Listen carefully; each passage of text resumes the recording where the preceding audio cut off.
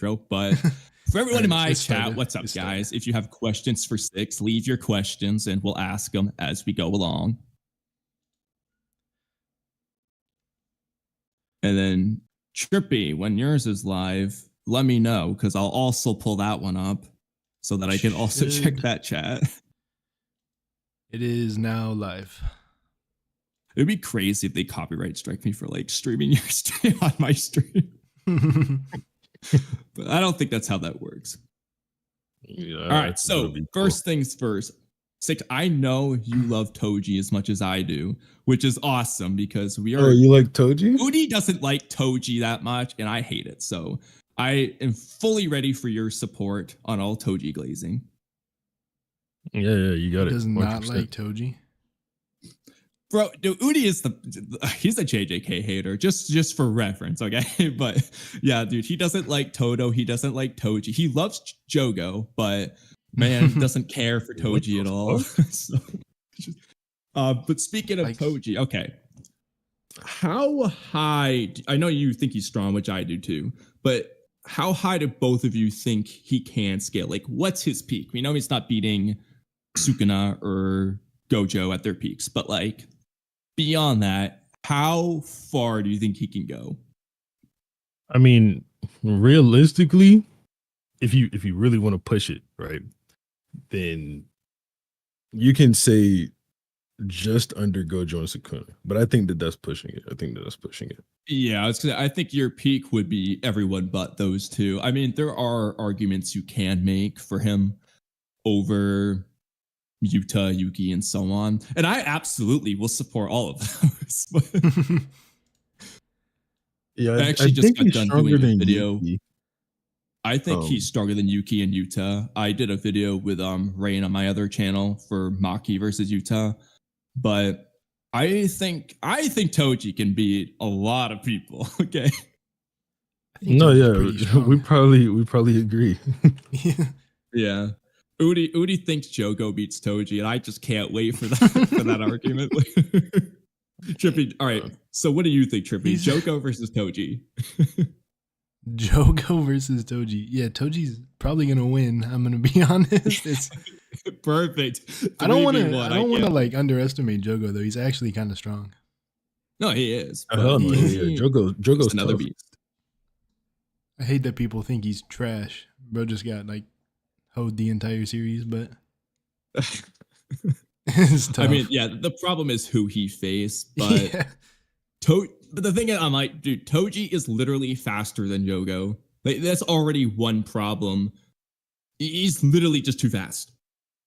And then he's got a way more durable body. Half of Jogo's attacks probably won't even do anything to him. Like, he's got a resistance to curses that can tank, spoilers, people, a weakened Sukuna's cleaves in the face, which I don't think any of Jogo's attacks scale to. Nah, reasonable.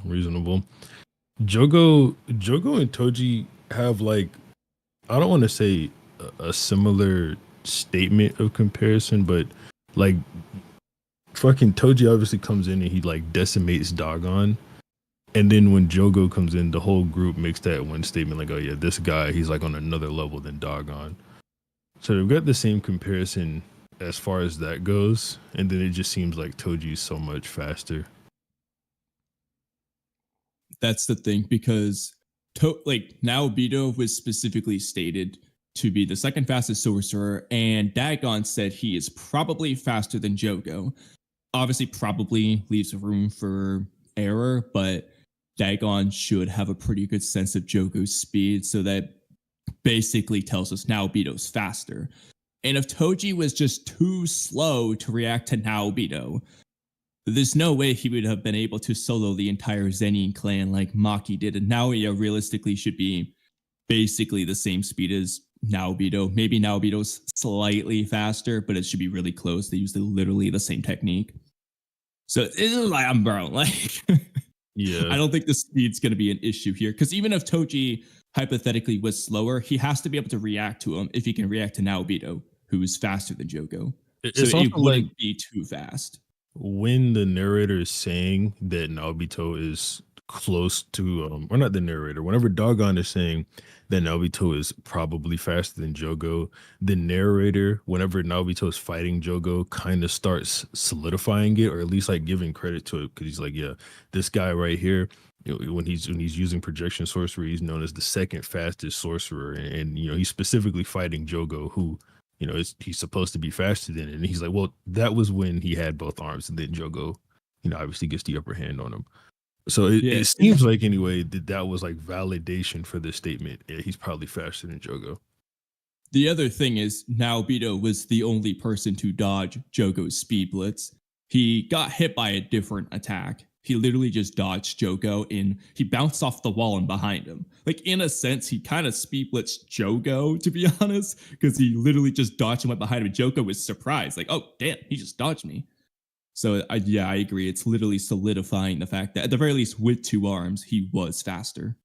Yeah. I lean towards Naruto not blitzing Jogo there just because Jogo was able to get those two mountains off. It's not actually a glitch. He just those.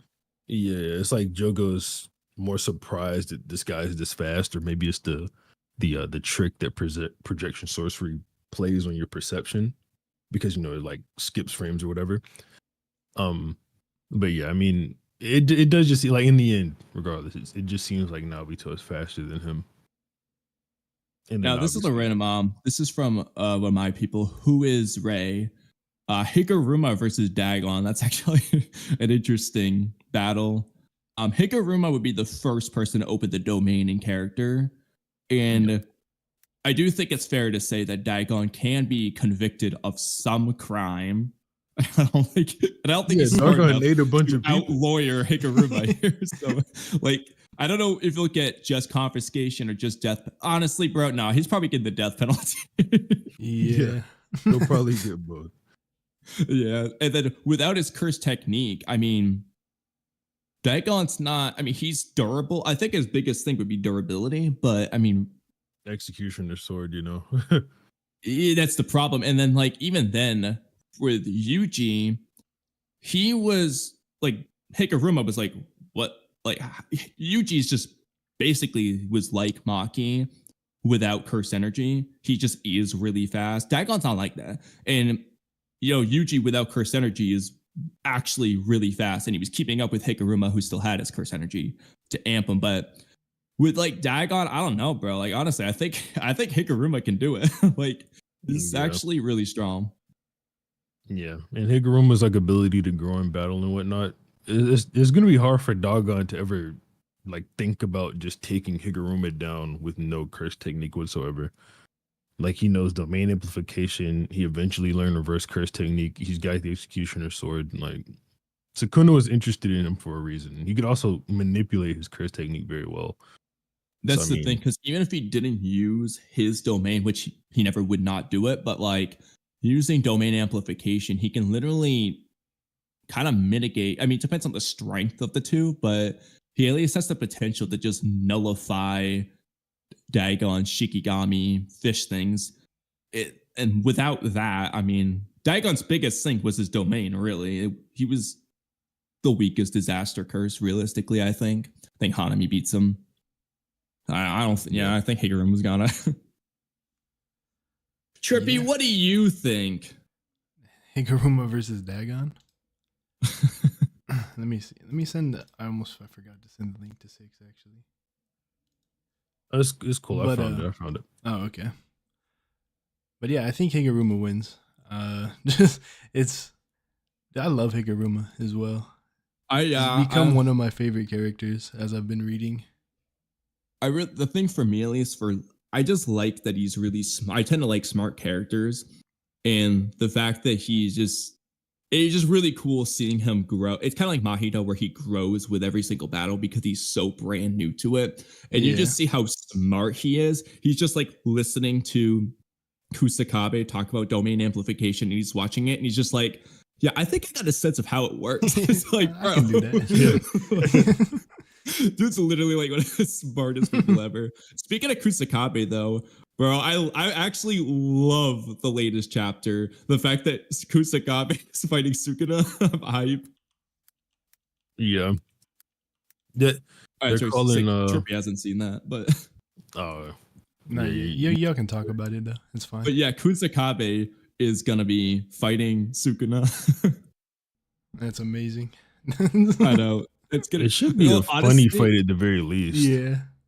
I could see it being kind of like Takaba versus Kenjaku, where it kind of is like half memes, really funny, and then the other half is like it's actually like a legit fight. To where Sukuna at first is probably gonna look down on him, but then he's gonna like realize something special about Kusakabe. Kusakabe's gonna like start pulling out some crap, and it's like basically, I think he's just not confident. I think he's actually way stronger than he gives himself credit for, and we're gonna see it. Realistic. I don't think they're gonna have him just get body, but it would be funny. But I don't know. I think no matter what, it will be funny.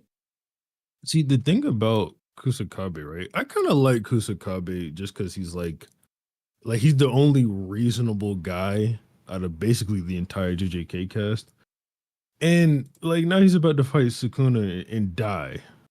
And I think that kind of sucks. Yeah, I mean, the whole time though, he's kind of just been like, oh great, am I have to die versus Sukuna? Like, he's so real though. Like, it's just like I I just love it. It's pretty funny when he's just like, I want to actually even the previous chapter, they kind of implied the same thing that they applied this chapter, that he's actually like, bro, I'm pretty sure you can do that. And he's just like, nah, bro, I don't want to go in there. Yeah, but then it's like, he goes in with Nanami's curse tool or whatever, and he actually kind of eats a hit from Sukuna. And Sukuna's holding back whatever, but he can go in there. He's just not. Yeah, what I'm most interested in with him is going to be a simple domain stuff. I actually wrote this a podcast topic because simple domain has been pretty weird throughout the story because we get various implications that, like for example, Kusakabe, I heard this was like not a bad translation, but like Gege messed up and said in an interview or something, but Sukuna was like, he weakened the effect of my slashes with simple domain, but then in the Regi fight, it specifically said that simple domain doesn't neutralize curse techniques, only barriers. So I'm like, all right, I want to see what exactly because he has to have something beyond just the basic of simple domain. He said he can't do amplification, but he's gonna like have created some sort of extension technique or something because he does different stuff with it. Yeah, I mean it not thinning out curse techniques, I think what's more being implied there is that it like amplifies your durability. So whenever you get hit with the curse technique, it's not as potent as it would be. So it's like effectively thinning it out, but it's not really thinning it out, if you get what I mean. Yeah, it's something he did it with the Uzumaki in Shibuya. I do expect to get some type of like, because simple domain is all Kusakabe can use. He has no curse technique. I do expect to get some type of like, this guy's simple domain is the best statement from Sukuna, stronger than Gojo's or whatever. Which I mean, whatever. Gojo doesn't have to use it, so it's not like it's a bad thing. But I am expecting it to come out at some point, him just make that statement. Other than that, though, I'm not really expecting too much from Kusakabe. And it's not like, like he's got his feats like here and there where, he blocked Max Uzumaki. He took that one hit from Sukuna. But, what are we expected to believe is about to happen? Even when he says, like, hey, is it going to be, like, am I going to kill Sukuna? The narrator's like, what? Of course that's not going to happen. That's the thing. Like, we can't, the problem is, unlike Kenjaku, we can't have Kusakabe. Like, I mean, at the very least, if they actually went this route to where, like, Kusakabe pulls a Takaba, where he basically gets Sukuna in the position to where Yuji shows up and kills him, I don't think that's going to go over well for people. I'm not going to say it's impossible that they repeat that, but I don't know about that. Like, I feel like they're going to have Yuji, like, really do a lot by himself rather than just popping up at the last second. Yeah. That just wouldn't be satisfying. So nearing the end of JJK, because Gege had said in 2021, hey, I want to end the story in 2 years. And then at the beginning of 2023, they say, hey, I think the story is going to end this year. Doesn't end this year, but at the end of last year, Gege says that the that was the last Jump Festa we had. That was going to be the last Jump Festa that ran while Jujutsu Kaisen was still, coming out weekly. So, I mean, obviously, end goal there will be JJK is ending sometime this year. Some people are under the impression, hey, Giga is going to pull another one where they can't finish the story this year. Do you think that that's going to happen, where Gege can't finish the story, or do you think, they're actually going to be able to get it done? I mean, I'm not sure, because the problem is, like, for one thing, unless they change the rules behind the merger, the binding vow Kenjaku made was that the merger can't be done until all of the players that aren't Sukuna and Kenjaku, or really the technical name is Megumi and Yuji, like, unless all those, or actually I think it was Geto in Megumi at the time, because Sukuna was there. Until all the other players are dead, the merger can't be activated. Unless the passing of authority to Sukuna changes that, that would mean that Sukuna literally can't do the merger unless the rest of the cast is killed, which it probably won't happen. And I don't know that they can do the merger in that case, which would kind of lead credence to, like, okay, Sukuna's just the last guy. But at the same time, I also don't know how I feel about, like, this whole build-up for Kenjaku's plan to have it really, like, not happen. So I'm not sure, to be honest, because, he can say it's going to end all he wants, but then, his superiors at Shonen Jump could say, nah, bro, you got to keep going. Your story's making too much money. So he doesn't have authority in that sense. Like, he can be forced into it. But I personally don't know, because I don't really know how far they can go with the Sukuna stuff. But if there's nothing after Sukuna, then unless they're just going to redo it all over again, then I feel like they can't go that long. Like, the really gods come down and then they have to fight them, sort of like Kaguya. That would be some shit. But I mean, I don't think they're going to do that, because Sukuna kind of is that god. That's it. If JJK doesn't end this year, then this would obviously be more far off what I'm about to say. But I think it's time for Yuji to step up and, fulfill his main character role. Like, I appreciate JJK's putting Yuji kind of on the back burner for a while and letting other characters grow and get spotlight. But, I mean, now most of them are gone.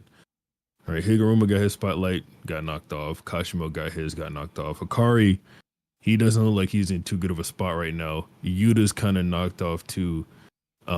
Maki got hit with the Black Flash. I think she's alive, but I think she's definitely missing an arm. And, all that's really left of anyone that can do anything to Sukuna is Yuji. So he's got blood manipulation now. We know that. He's got his soul punches. And just the fact that he has a curse technique in general, it puts him in a spot now that he wasn't in a long time ago, which is, Yuji has the opportunity to learn the domain expansion. We know he's got the potential. We know he's got the eye for creativity and making new techniques, like how they say when he's fighting Todo. So I think now it's time for Yuji to step up, maybe use Flowing Red Scale, show us a blood manipulation domain expansion, something like that. Yeah, and then we also got to get more, like, specific explanation on just, like, Yuji's relation to Sukuna and Kenjaku, not in the sense of, like, the literal sense that Kenjaku birthed him, but, like, what exactly he did.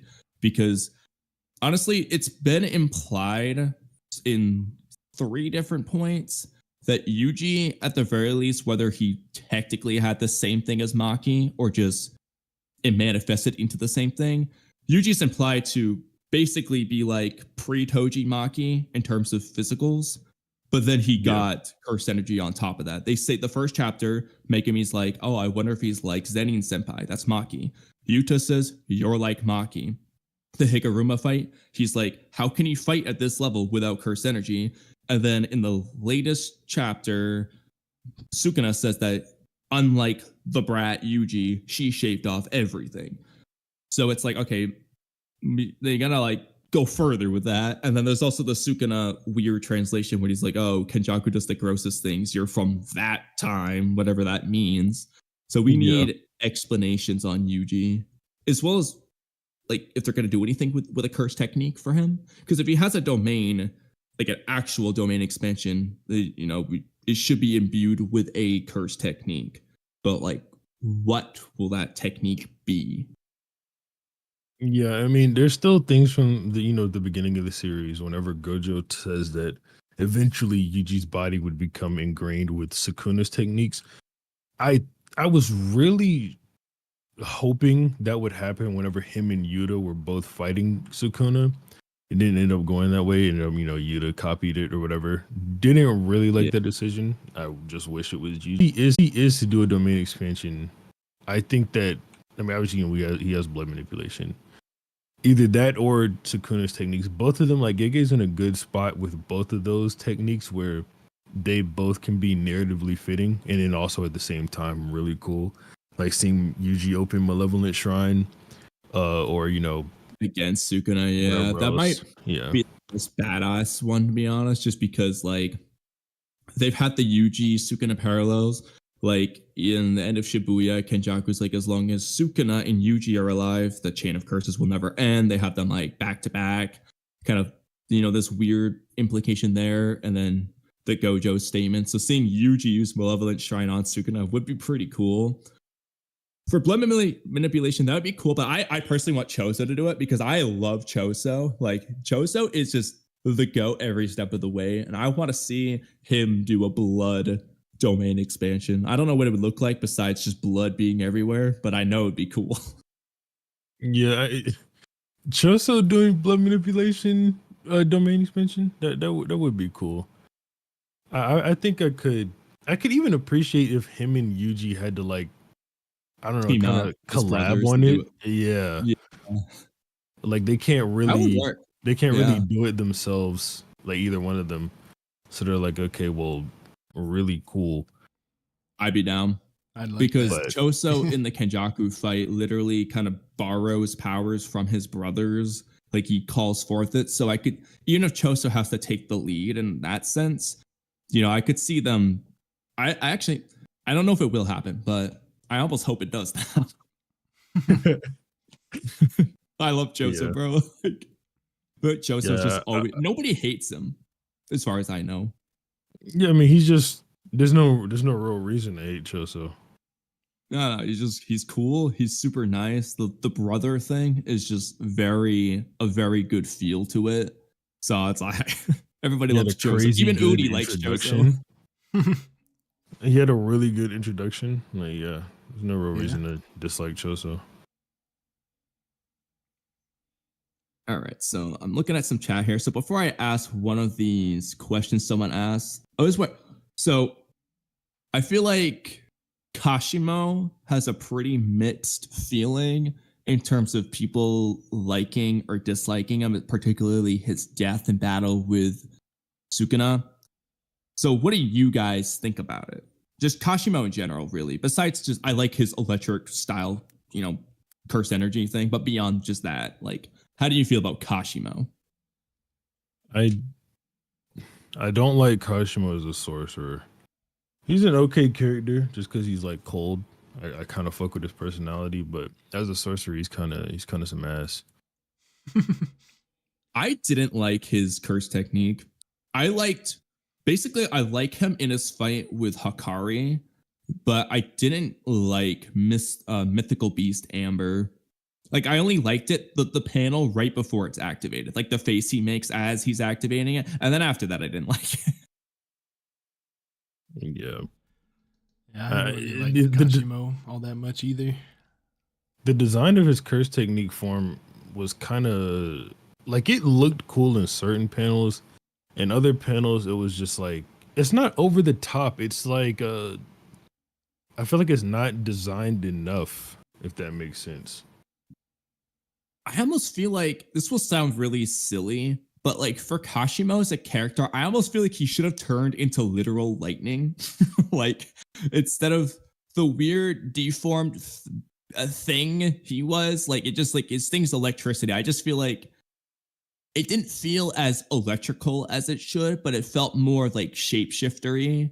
And it just didn't. Let me just go pull it up here. Like, I don't know, it just looked weird. I'll do TCB in case of copyright. Like, oh, what chapter did he fight? 238? Yeah. Like, I'm trying to think of what I'm. Oh my god. Trippy want to read 253? All right. Oh, he's already transformed. Okay, hold on. First, I want to look at the panel I thought was cool. God, this is so zoomed in. I don't know how to use. Okay, this panel I thought was cool when he released it, but then I don't know. This dude, it just looks wrong. I don't know, like this. I don't know. It just looks. It almost looks like he's on fire. I feel like it just.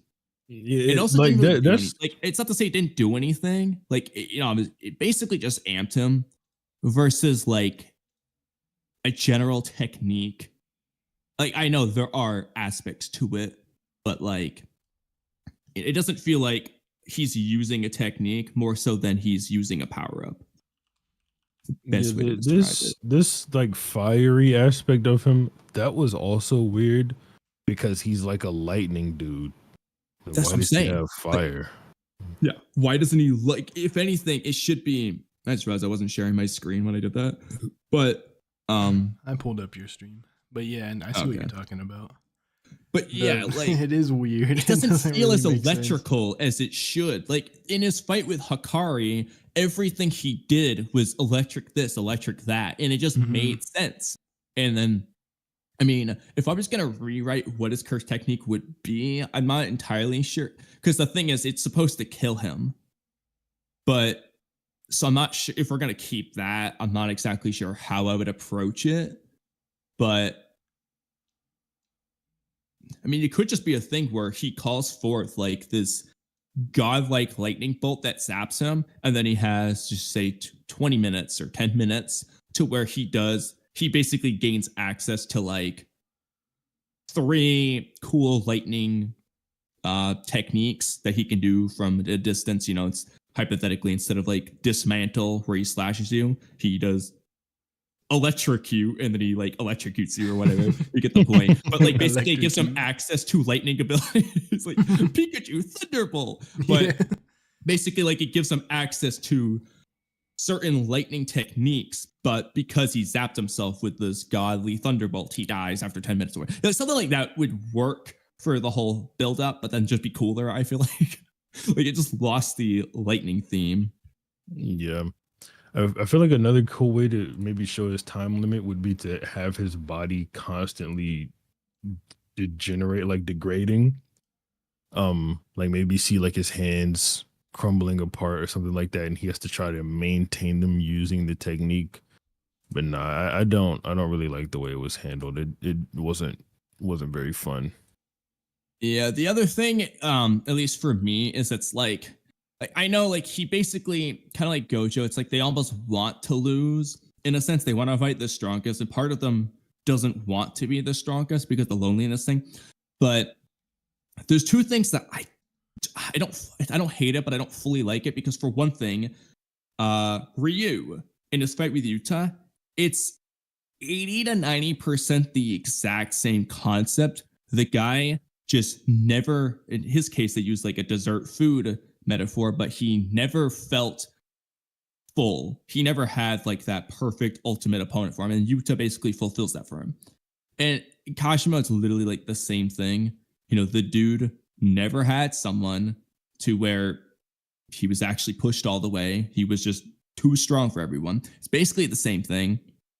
And then the other thing is the one who will teach you about love is thing that kept being brought up in the Gojo and Kashimo fight. I just felt like the love thing felt weird for Gojo and Kashimo. Like I get the whole, oh, you're the strongest, you're the lonely thing, but the love part, I don't know, bro. That's Yarazu. That doesn't. Gojo's not trying to teach Sukuna about love. I don't know, like, or Kashimo. It just felt weird to bring that up. Yeah. Kashimo also, it doesn't feel like he earned his spot there as the strongest guy or whatever. Like Yorozu, there's a whole bunch of statements, at least in her fight with Sukuna, that imply she was around that tier. Her output was on the level of the other people during the Heian era or whatnot. But Kashimo, like, he beats up a bunch of randoms and then he gets freed by Hikari after, like, he beat up Panda. Like, I'm not believing what I'm not believing when Kashimo says, "Hey, I don't know anything of weakness," when Hikari literally had him on the floor. Exactly. And it's like he can't use his curse technique without dying, so he never used it. The first person used it on is Sukuna, but it's just like, okay, but the people in your era were weaker than Hikari because Hikari beat you without your technique. So Hikari's not like, I mean, he's really freaking strong, but he's not the strongest.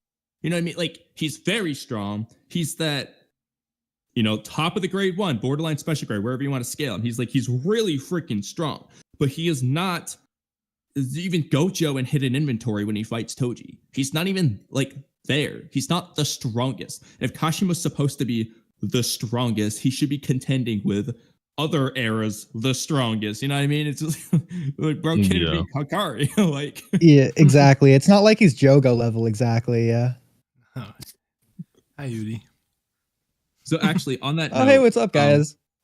We'll get into. Don't worry, Oodie. We'll get into Jogo later. But someone did ask. Okay, I already feel like we're all gonna agree with Toji here. But Toji versus Kashimo. Yeah. Toji. But even with mythical beast Amber, though, do you still stand by Toji? Yep. I do too. Let's go.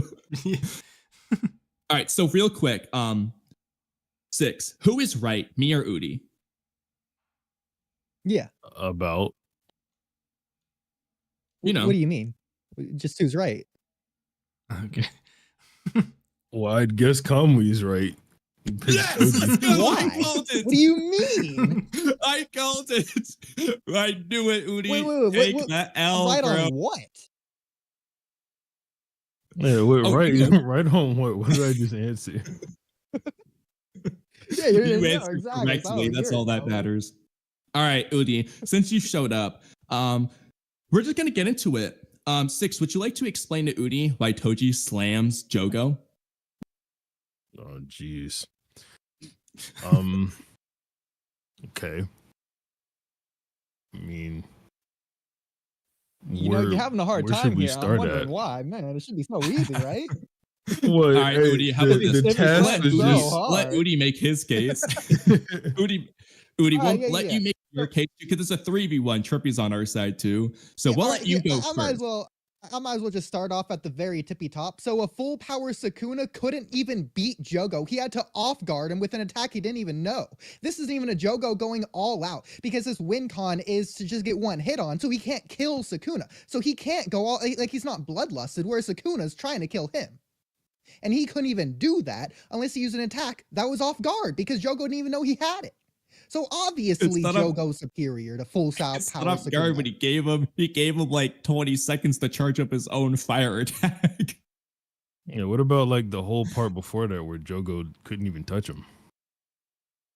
But again, because the whole thing of like you can't kill him because like you're trying to get him on his side or whatever. And so his win con, like Sukuna unfairly set this up to where Jogo had to hit him once. So like hypothetically, if Jogo hits him twice or something with one of his OP combos that would just one-shot Sukuna, then Sukuna just dies. And then not only does Jogo lose the match, but he also loses the war because then he can't have Sukuna assist Jogo to be king of the curses. Okay. Like it's really that simple. Like you look at Toji, right? And he has like no heat resistance. And so Jogo, he just exists and Toji's near him and then he just burns to ash. Like it's not even close. Like what's Toji gonna do? Run up to him Oodie, and then disintegrate? Oodie, let me ask you this. Why didn't that apply to Panda when Jogo used his strongest attack, Maximum Meteor? Panda. Yeah, that was a Panda. because we know sorcerers and JJK, they can control their cursed energy, which is how they don't create curses themselves, yet can be strong. And so what Jogo was doing there was using maximum peak of the verse control of his energy attack. If anything, that's one of the highest feats we've seen in the entire series. So what did he do with that? Like, Yeah, so what did that amount he to? spared Panda's life. Why? Because that's his whole Who like was he narrative after? mask thing of like he wants to be human. Who was he targeting with that attack then? Well, he couldn't target Sukuna because Sukuna embodies humanity. So who was he targeting? Because Panda's not a human. Panda's a panda. Yeah, so he was targeting He's not the trying to version be of Panda. Sukuna to where he only could land one attack on him. That didn't answer my question. None of my questions were answered. So in fact. again, Who was he he's not targeting actual Sukuna. He's targeting unfair Sukuna. It's like targeting Kabuto versus Kabuto that you can't kill in the work. It's the same idea. So what does it mean to target unfair Sukuna? What does that mean? That means he can't go all out with his attack. Like he can't kill Sukuna. Then why would he use his strongest offensive attack? Well, it's like Indra's arrow. Like Sasuke can just do a 1% Indra's arrow, and it's still Indra's arrow. It's just not gonna kill someone. Yeah, but this is like first of all, if these are Sasuke said disanalogous 'cause that's how maximum maximums output work. Indra's arrow. Yeah, exactly. It's maximum output of his 1%. He's using 100% of his 1% of his full power attack. Off topic. Again, that just goes back what's to your the massive PFP? strength. Oh, That's I'm glad you Red asked that. from Red Lightning. Yeah, my series from 2011. Wait, hold on. Sorry, it's who? Red, you know, Red from Red It's Lightning. red. Okay. Yeah, have you ever watched Red Lightning 6? Yeah. I haven't either. No, I've never heard of it. It's Oodie's series. Well, one of them. Yeah. Oh, you make series? Yeah, one of them that I haven't done yet. Oh boy, do I have a whole story for you. Yeah, Oodie is what we call a screenwriter. Oodie, take it away. So from my screenwriter's perspective, I'm able to create many of an animated series or two. I'm working on an animated movie right now called False Perfections. That'll be out in a couple months. It's looking pretty good. It's cool. Appreciate it. Yeah. The funny part though, his is really blurred out. The first person, actually, Oodie, do you want to show us the other versions of your profile pic you showed us that one stream? Because the first person I thought it was He-Man. I'll put it in chat. Give me. Hot Boy Spicy, I see you're watching. We'll eventually talk Naruto. We were just starting with JJK. Yes, there it is. Okay, So if you go to there's chat. there's the He-Man. thing There it is. yeah, so here's the good version, and I'm purposefully using the bad version because it's funny. Oh. Okay. This one here. There you go. I'll never change it. Is this a tattoo on the neck of the second one? Oh yeah. Yeah, you know, it's around the era that Sasuke got his curse mark, so I was probably inspired. Oh, okay. But then it went away. He lost the curse word. Is this like her evolved form? She goes from this to this. Exactly. It's after she gets tagged by the lightning, as you can see by the very top of her forehead. Yeah. Same with the eye. Yeah, she's got a whole thing going on. Like it's crazy backstory. Imagine being hit by lightning, but that lightning's red. That's a whole mystery series right there. That's great. That sounds so similar to what we were talking about with Kashimo. All right, Uji, now that you're here, do you want to switch to Naruto?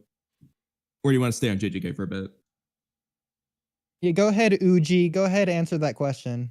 We're all waiting for you, Uji. I didn't say Uji. Uji? You, Uji. Well, I see Kamui, Six, Trippy, and Ood here. Which would be Oodie. I don't see this fifth person Uji you're referring to. Oodie. So Kamui, who are you Oodie, do talking you to? wanna Oh, go hey, what's to- up, Kamui? Yeah, we can go to some Naruto topics. Okay. Let's look at. Wait, you wrote. Well, Oh actually, my god, before bro. we You switch, wrote like did we, 50,000 topics in here that I like bro. This is fun. Should we just? Before we switch to Naruto, did we want to do some of my JJK topics that I had written down? Yeah, we can do that. That's what I was thinking. We could just stay here just and get it do all some out of the those. I don't way. know where they are though.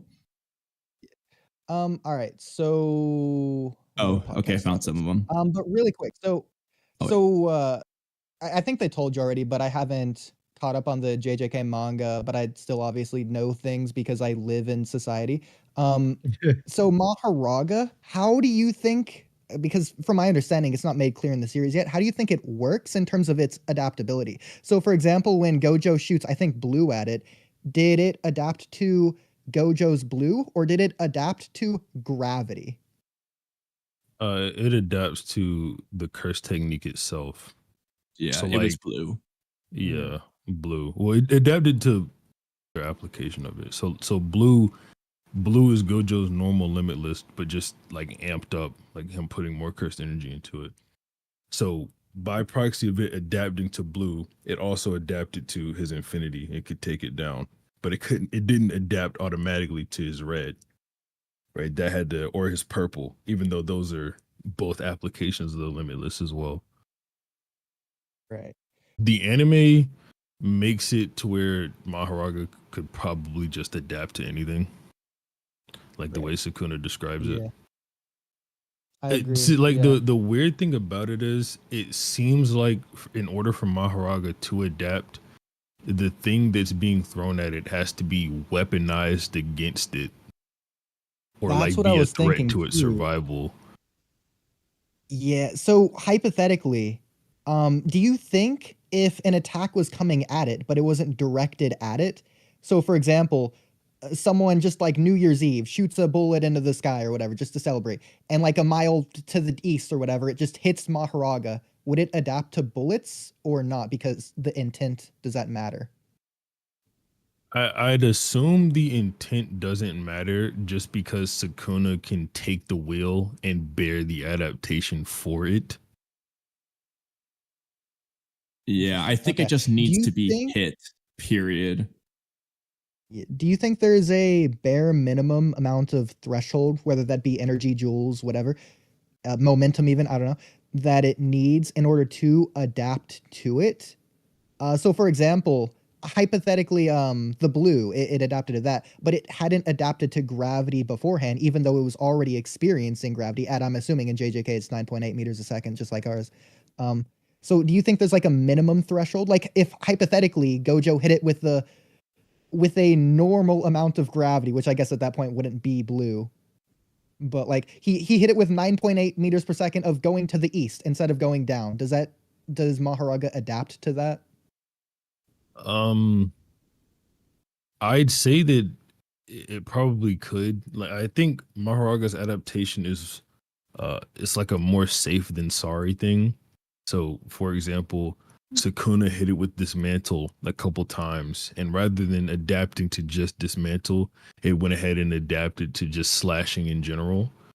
So considering Mahoraga was hit by blue multiple times and then only adapted to blue instead of gravity in general, I'd assume if it was hit by a specific application, if it was only one time, say, right, then it would only adapt to that specific application.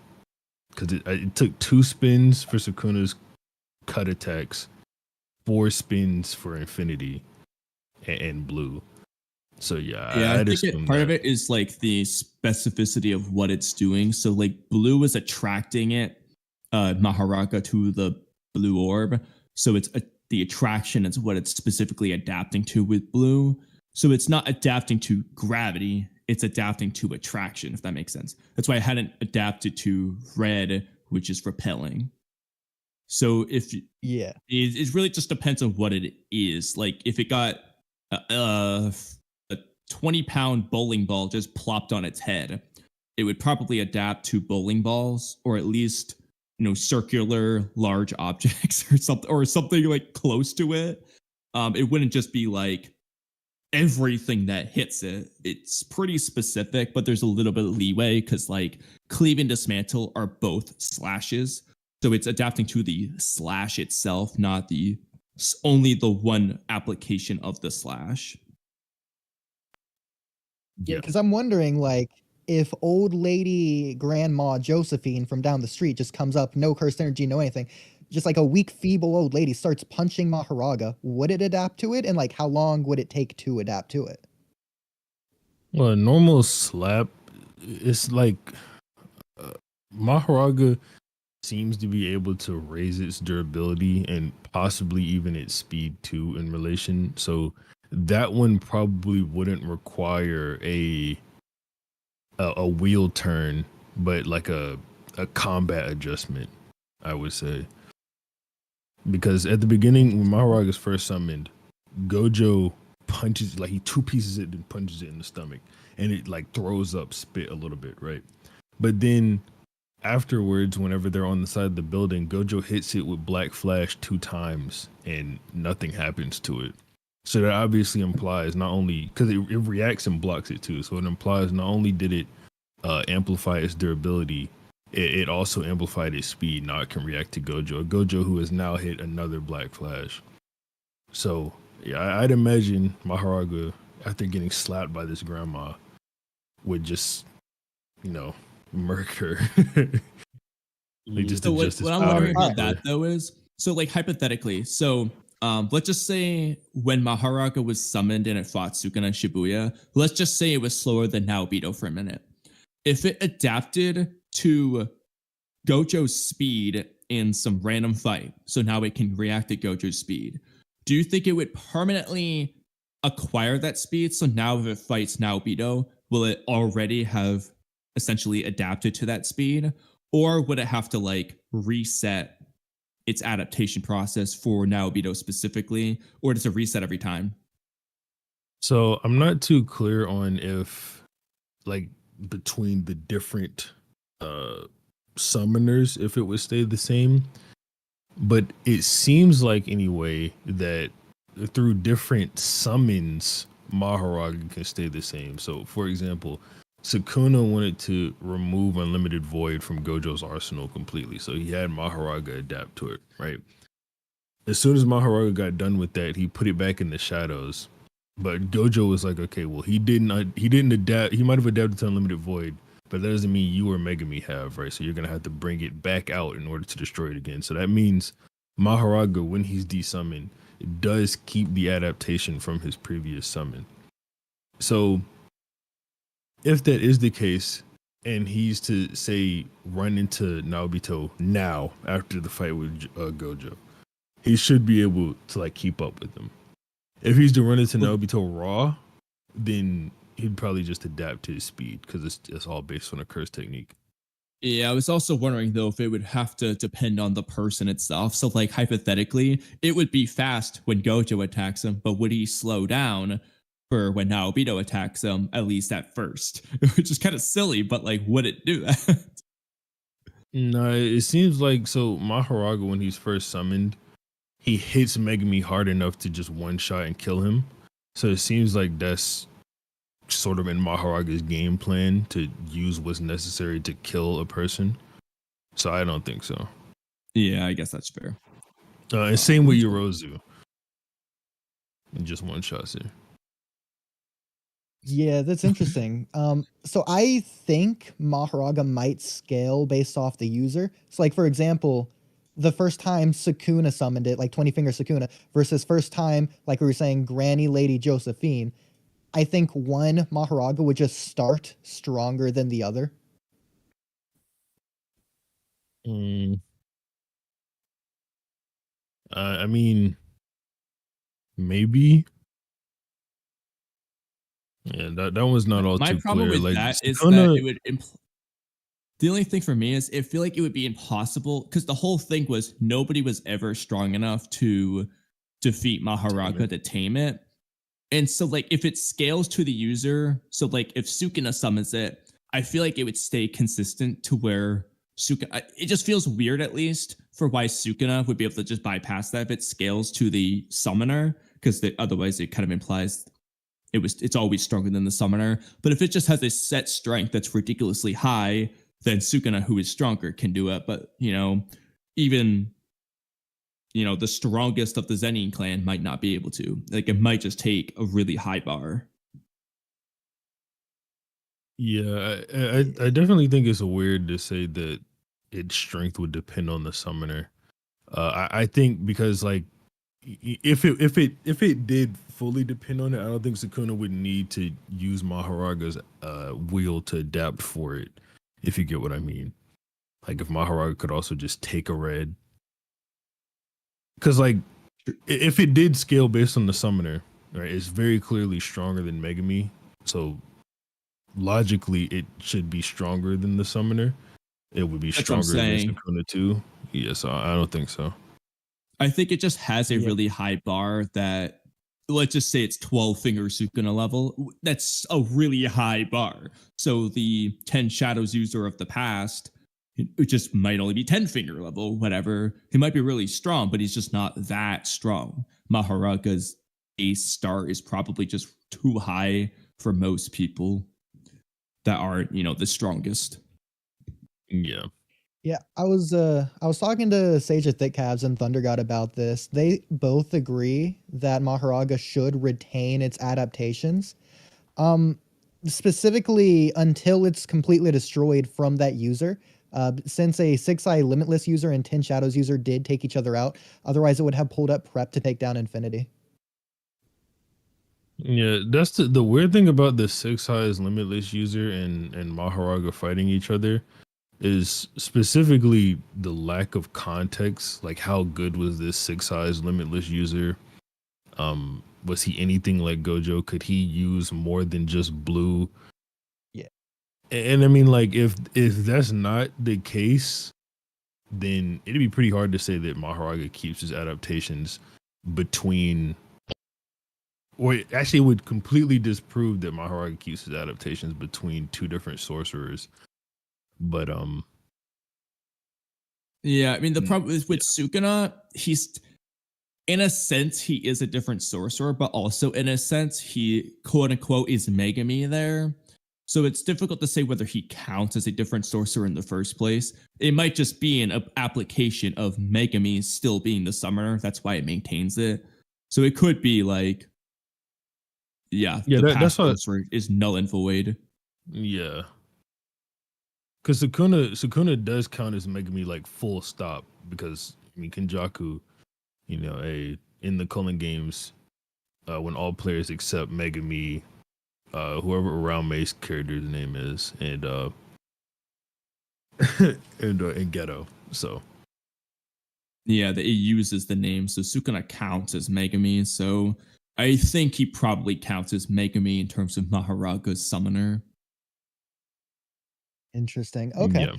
Yeah, this sort of changes it then, because I thought it was it resets between users, but not between uses. So I guess that might change it then, yeah. Yeah, but I think in this case, Sukuna just counts as Megumi as a user because he's in Megumi's body. Sure. Right. Yeah. Okay. So out of curiosity though, I was thinking, like, as far as scaling, all right, so the Shibuya Mahoraga, the one that's, it's freshly summoned, like, how many people do you think can take it? So like Yuta, for example, I guess. Yeah, Yuta would kill it. I think Yuta would crush that thing. Oodie will hate it, but Toji will get. Actually, Toji's tricky because he doesn't have like a one-shot destroyer move, but I guess the Soul Split Katana could theoretically be that.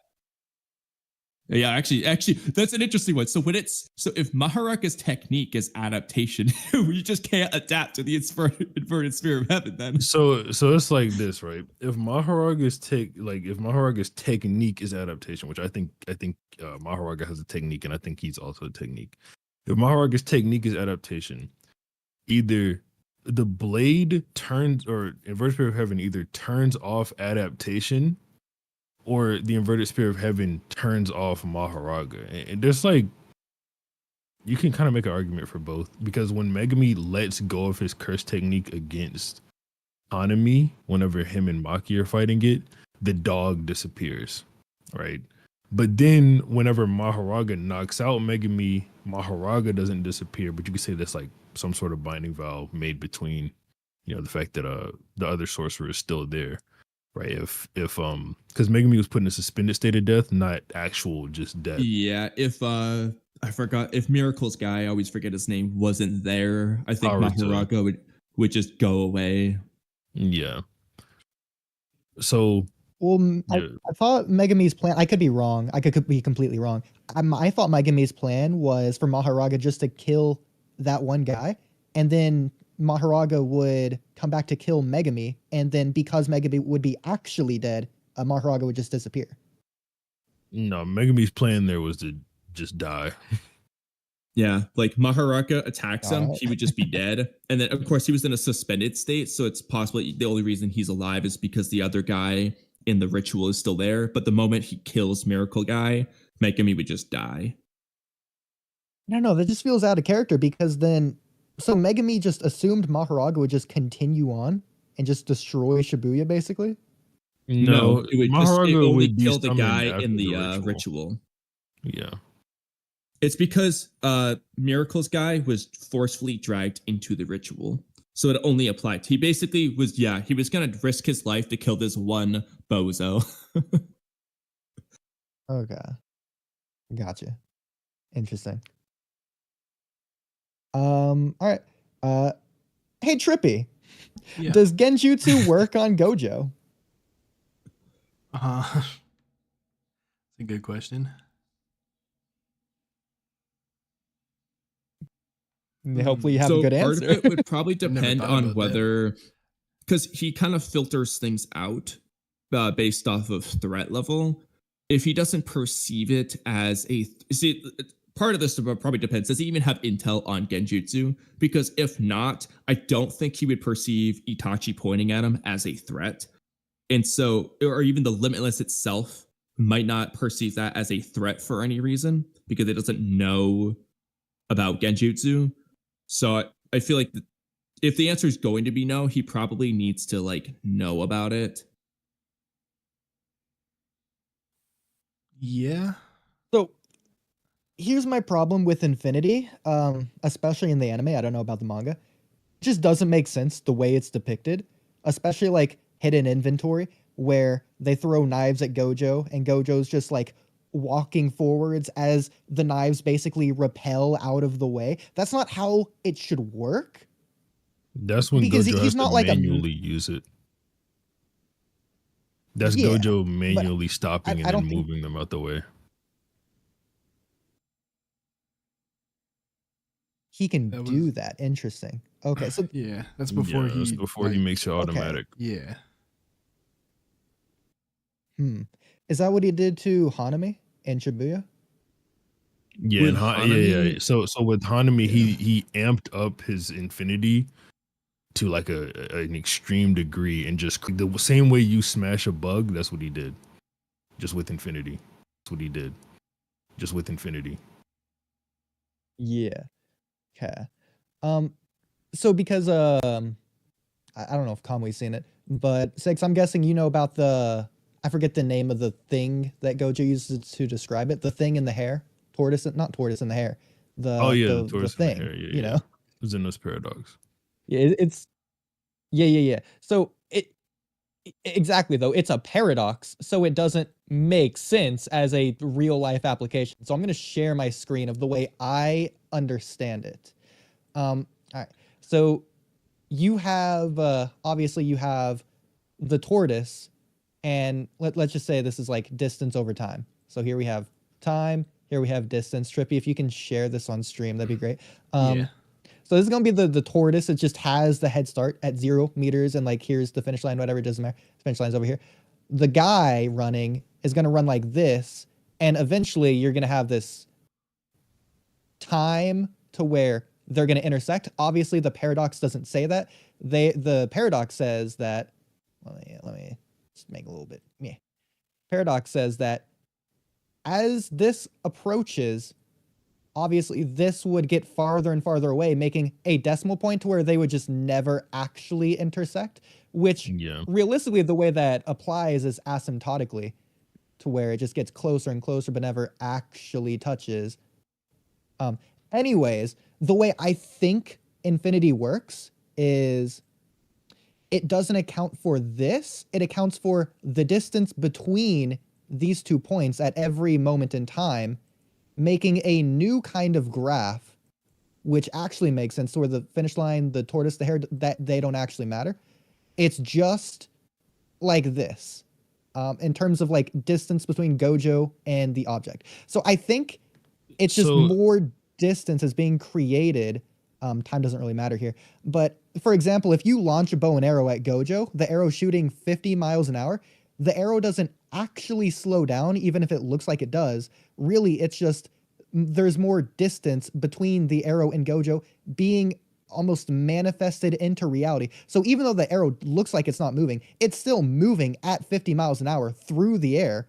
It's just technically not moving through the air because more distance is being created for it to travel. So, like, yes, and like, okay, things do slow down when they approach Gojo.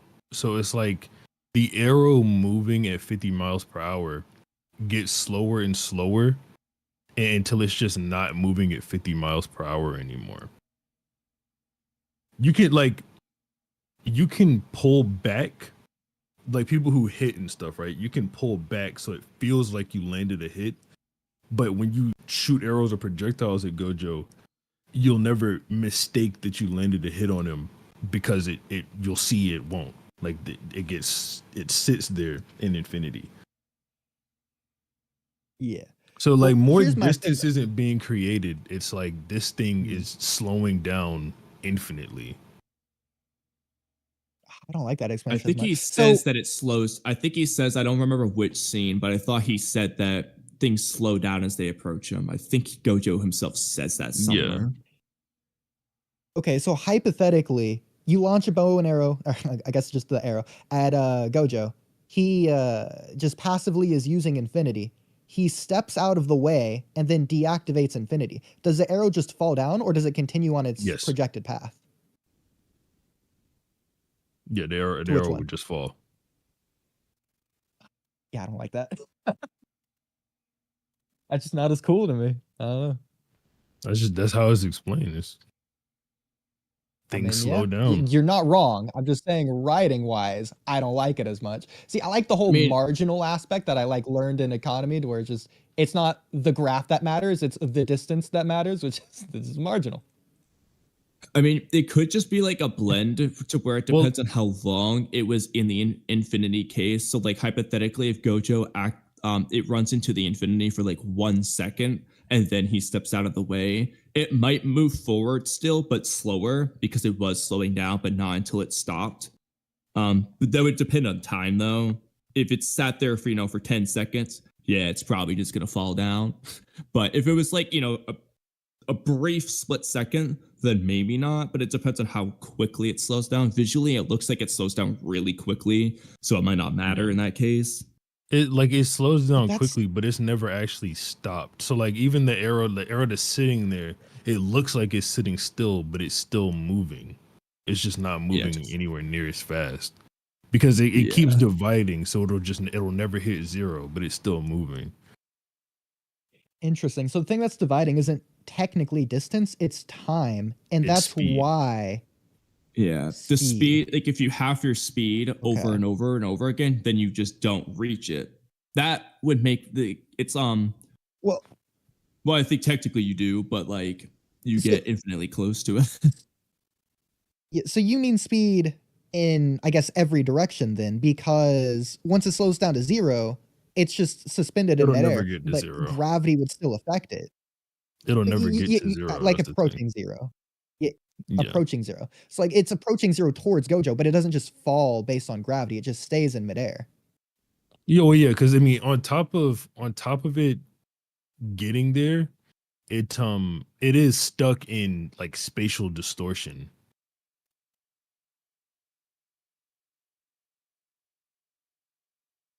Okay. Yeah, because it's a Is limitless base. so okay. So when can Gojo manipulate the range of limitless? Because for example, when he's like doing the hand thing with Jogo, Jogo's practically touching his skin. Not quite, but almost. But like whenever he has like knives thrown at him, it's like a good meter away from him where it stops. Yeah. Gojo does that versus Hanami. Like he amplifies how far the limitless goes. Yeah. Like Yeah, Okay. then he just you can walks literally up see really it close, growing which around him. amps when he gets closer to her, it's essentially blowing her even harder until she's bursts into nothing. Yeah. Which is ridiculous. Which, that he by did the that. way, yeah. I mean, I hate to say it, but that again is just another anime logic thing, or I guess manga logic thing that just doesn't make sense. Like, not only would Hanami just not explode, but it also wouldn't be all at once. That's just not how physics works. Yeah. Like, if anything, it would just carve But that away wouldn't be or just as push cool. Hanami through the wall. Yeah, absolutely. Yeah, just burst the wall. Like it's not That would've been not pretty even funny. like Hanami got crushed to it's not like if anything Hanami would have imploded. Hanami exploded from the inside out. That's funny. But So yeah, that's so the thing Six, what do you about think Gojo. does That's the thing about Gojo amplifying his neutral limitless, because all blue is the neutral limitless but amplified, right? So like the anime adds in this cool detail where Gojo, when he's doing that to Hanami, it starts turning blue, because that's effectively what he's using. So it's sort of like Gojo hit him or hit her with a blast of blue and fucking killed her. Yeah. Okay. Do you think Gojo's blue or red is stronger at full power, or do you think they're both equally as strong? Red, Obviously, with Hollow red Purple, they has have to be stronger at full Okay. power. Red has a because the I think it's 200% that he says, but red has a 200% output. So like if you input 10 cursed energy units, it outputs 20. Whereas blue, I think is just, as far as we know, 1-to-1. So red, assuming equal input, would just have to be stronger. I like that as a defense versus offense thing. That's interesting when you think about. So it's in terms of the quantity of cursed energy he pours into it, though, right? Not quality Yeah, quantity or efficiency. That's weird though, Effi- because efficiency reverse curse is- technique yeah, is more but- difficult. Yeah, reverse curse technique is difficult. So as far as we know Yeah. about what red is the neutral limitless but reversed, while blue is the neutral limitless but amplified. But since reverse curse technique requires you to essentially output double the curse energy, because you have to multiply it against itself to make positive energy, it's the red is the limitless activated through reverse curse technique or through positive energy, which is how it's pretty much how Gojo explains it whenever he's fighting Toji. He's like, positive energy flows Yeah. into the limitless technique engraved in me, and then since it's the opposite or the reversal, it pushes things away rather than pulling them in. Okay. Yeah, the weird part to me, at least, I think I don't remember exactly what we talked about the other day, Oodie, but in a sense, for me at least, it almost feels like it should be flip-flopped, because if you're slowing things down as they approach, to me that feels like a push. So really, the forward rotation to me should have been what red is, the repelling, whereas the reverse would be attraction. That's not how it is, but that just makes more sense, because if you're slowing down just feels more like pushing rather than pulling. But it's not how it is. Yeah. Okay. I mean, yeah, again, I do like it for like the offense defense nature of it, but other than that, it's just whatever, I guess. Oh, you know what? That's okay, so how do I want to approach this? So what was your favorite arc of JJK6? Pulling games. Bowling games. Interesting. Okay. I think mine is the hidden inventory. I really love where it Number takes 2. place in the timeline after season 1. Oh yeah. Just again from my screenwriter's perspective, it just makes sense to me to have hidden inventory where it is. Yeah, I agree. Yeah, I think hidden inventory is Just the whole probably thing, my favorite arc too, but it's tough for me. But I do really like that arc. Yeah, seeing the whole fight with Geto after Junpei's death, that really hit Gojo hard. After Junpei's death? What? Yeah, what are you talking about? Yeah, from season 1. Yeah, well, hidden inventory starts season 2. Yeah. Yes. Yeah, so in the timeline, it's after Junpei's death, which makes a lot of sense. Just for okay, you were just characterization of saying Geto. like, okay, it's after Junpei's death. It sounded like you were implying Gojo and Junpei had a connection, which was weird, but that was just me misinterpreting. No, that's fine. I mean, you could argue vicariously through Itadori they do. But it's really just like the sequential order of events, like chronologically wise. Like it was just crazy to see all these things happen to Gojo back to back. Like first you have Junpei's death, and then you have Geto leaving. Wait, how is Junpei's death related to Gojo? Yeah, that's the part that's like catching me off guard. It's like What is your what's his obsession name? with That's like Hayari. Who is it?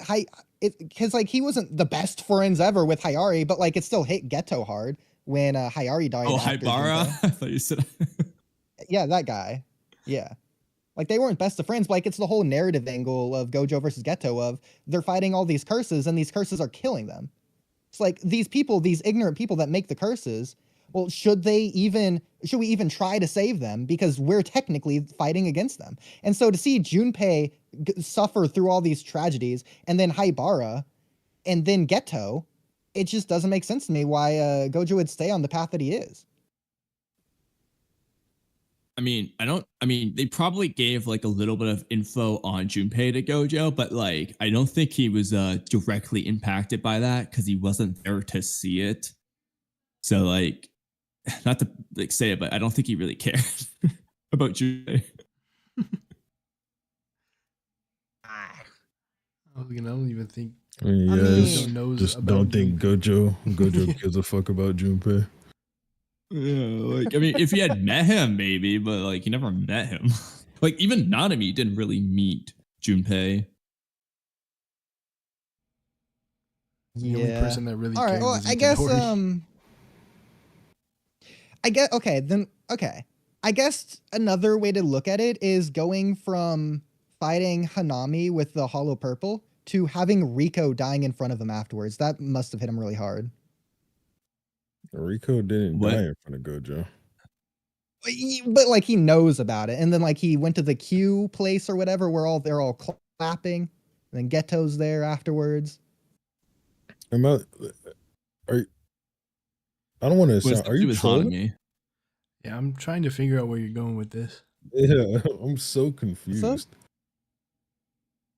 What do you mean? Like I was like I don't see. Okay, he hit Hanami with hollow purple, and Rico. What does that have to do with? Hey, this is another Junpei situation. So what's exactly the point of what you're trying to say? All right. I figured Kamui would help me out on this one. So this was my segue to this topic. So okay, yeah, you could. Well, okay, yeah, I was anyway. hoping you would actually make it make sense, Oodie. Your way of getting there. I don't know how to get to there in some other way that makes more sense. So 6. What's happening here is I've already figured this out. I've had this conversation with Kamui already. But I'm just gonna get your thoughts on this. So when I first watched Hidden Inventory, I didn't realize it was a flashback. I thought chronologically it took place after season 1. Bro. No, that's fucking hilarious. That's pretty funny. Oodie thought there was 3 different Getos too. He's gonna argue he only thought No. no. I thought there was 2 different Getos. Season 1 Geto is different from Hidden Inventory Gato, not in the sense of Kenjaku, but like just two different characters conveniently named Gato. And he also thought the movie was a different Gato. No. We thought there's two different Getos. Listen, different character design, different personalities. You could argue different names because like Kenjaku spoilers and then Geto, and then obviously like different like vibes. Like it's just Gojo's teammate and then the big bad guy. Like you're not gonna think it's the same person. You thought Yeah, but you had Gojo already went, seen. like- My problem with this, Oodie, is you had already seen the movie where Gojo and Gato make it clear that they were each other's best friends. And this is where we get into the part that I thought it was really strange. Like I knew something was going on. I just didn't know what. I thought it was Exactly, you're proving my coincidence. I was point. like, You wow. think Hidden Inventory Gato is different from movie Gato. That's my point. No. That's why you think because there's again, three it's Gatos. coincidence. I'm like, wow, does Gege really just love making the bad guys say the word monkeys? Like, why is he having all these different people say monkey? Like, I didn't understand. But I still think It always cracks the me up. way I viewed Hidden Inventory incorrectly was a better viewing experience than if I had viewed it correctly. I think my experience going into the arc, thinking Gojo died at that point in the timeline, it was just better. Like Gojo just has it. Wait, you thought and Gojo Yuta. was like still in high school? So here's the thing, right? With Jujutsu High, it's just not a normal high school. So first of all, Gojo doesn't look younger in Hidden Inventory. Same with Geto. They just have different No, character designs. Gato- Like he yeah, just they- has That's sunglasses. cap. He kind of does. Like, yeah, Oh, Gojo is a Because in the same young-looking arc, guy. in So is that Gato, arc, but they do look You younger see when they're Kid younger. Gojo. You see Kid Gojo in that arc. That's a different character design. Because Yeah, he looks you young. see like 6-year-old You're there. Gojo rather than 16-year-old Exactly. Gojo versus Bro, 24-year-old 26-year-old Gojo. Gojo looks like 16-year-old Gojo. That's No, he doesn't, crazy. bro. Not everyone at 25 looks like a 40-year-old man, Oodie. I'm joking. You don't Listen, look I like a just 40-year-old man. blame Anyway, the anime then, if anything. Gojo's just a young-looking No, guy. What was I about to ask? Shit. And I another forgot. thing, people are like, oh, well, Oodie, why didn't you realize? Because like he develops Hollow Purple in Hidden Inventory, but like he had already used it in season 1. He doesn't say, oh, look at my new technique that I now developed out of nowhere spontaneously for the first time ever. No, he's explaining Hollow Actually, Purple he and the does history of it in the indirectly. No, he Gojo does. plan. So, Oodie, he does That's not indirectly the focus, because though. no, he does indirectly because he just learned red, and then he explains how you need to collide blue and red to make Hollow Purple. He doesn't So it's say physically- he just learned it. He was bad at it before because he wasn't good at reverse curse technique. No, he wasn't bad at it. He literally just learned it because he couldn't do reverse curse technique. It's throughout the whole arc. He's like, I thought it would work. And then he finally learns it when he learns reverse curse technique. So he couldn't have ever had Yes, purple. but again, like the guy with the bag on his head, he still goes up to him and it's like red, and then like you see red in his fingers, and then it just misfires or whatever. But he's no, still there is no red in his technically there's doing no it to red in some his degree. finger. He just nothing happens. Nah, you just didn't watch the anime. There's red there. Well, no, it does Like a flash light flare red. and It everything. flashes red. I Does know it? Yeah, it does. In the manga, it doesn't show anything. It just shows a Yeah. finger. In the anime, it kind of flashes red and then fizzles out. That's And then he weird. just Exactly. says, So it's just "Oh, that I he's failed." bad at red. But he just couldn't grasp the concept I'm not gonna of think reverse curse that he- technique yet. Exactly. It's like Black Flash to where maybe he can do Hollow Purple like 20% of the time, but like because it's anime, whenever he's like really mentally resolved, he's gonna do it 100% of the time whenever he actually needs to do it, whenever the story needs him to. In the same way Itadori does Black Flash, the 1 in a million thing, like 10 times in a row. The story I needs don't know, bro. This is a weird hill to die on. Yeah. Well, to be fair, I'm not dying on the hill because I don't actually think it now that I realized it. But I still think it was a better viewing experience. And if we're going to go into rewrite territory, Yeah, I was gonna ask. Oh, This that was is the a question I was reach. gonna ask. Okay. All right, you go ahead. okay, I'm just gonna jump straight into this. I think just from the beginning of the story, you should have combined Megumi and Geto into just one that's not character. the one I was like going there shouldn't for. be Oh. two different characters. I still Like, the stand by whole that story one. just makes so much more sense. No, it doesn't. Yeah. I disagree with that one. Why Megumi? He just doesn't like Megumi. I mean, Fair not enough. true at all. No. Well, first of all, you need to just remove Kenjaku altogether. I haven't got to whatever in the Colin game store. You can't remove him, but from what I've got to, it's just whatever, just a sort of convenient thing just out of nowhere. To where I'm at right now, it just should have been Geto, or at the very least, that should have been to where they can just switch back and forth, sort of like in what's a good example? Like Naruto and Kurama. Yeah, so like Rather ignoring the than just Megumi Kenjaku part, just I think the taking over. question that we really want to get at. So if like I really like Gato, and Oodie seems to like Gato's story, and one of the few things he likes with JJK. So do you personally think you would rather have had Gato just actually have been alive in Shibuya instead of it being Kenjaku? Or I guess your compromise is there's both of them alive? Or do you just prefer it to be the way it was? The way it is. I don't. Interesting. Trippy, what about you? I don't really like Ghetto for one.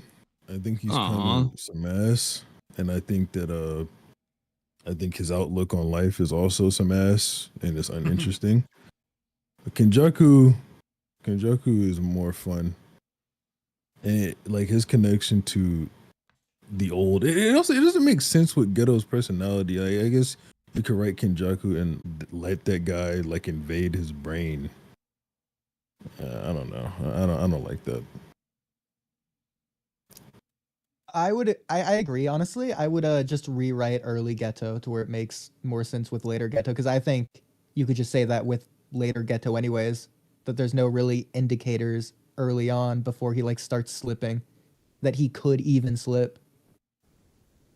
Yeah. I mean, for me, I just like Like the if- story and clash with Gato and Gojo a lot. I personally like Gato. I just enjoyed every time he was on screen.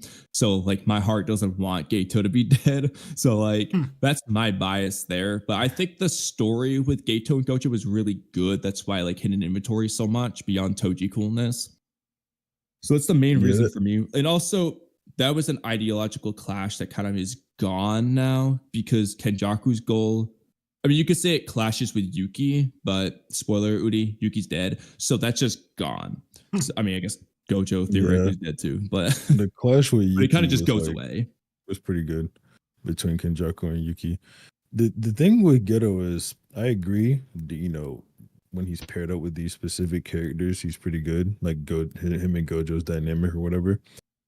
I just don't like that he's really only good when he's paired up against somebody.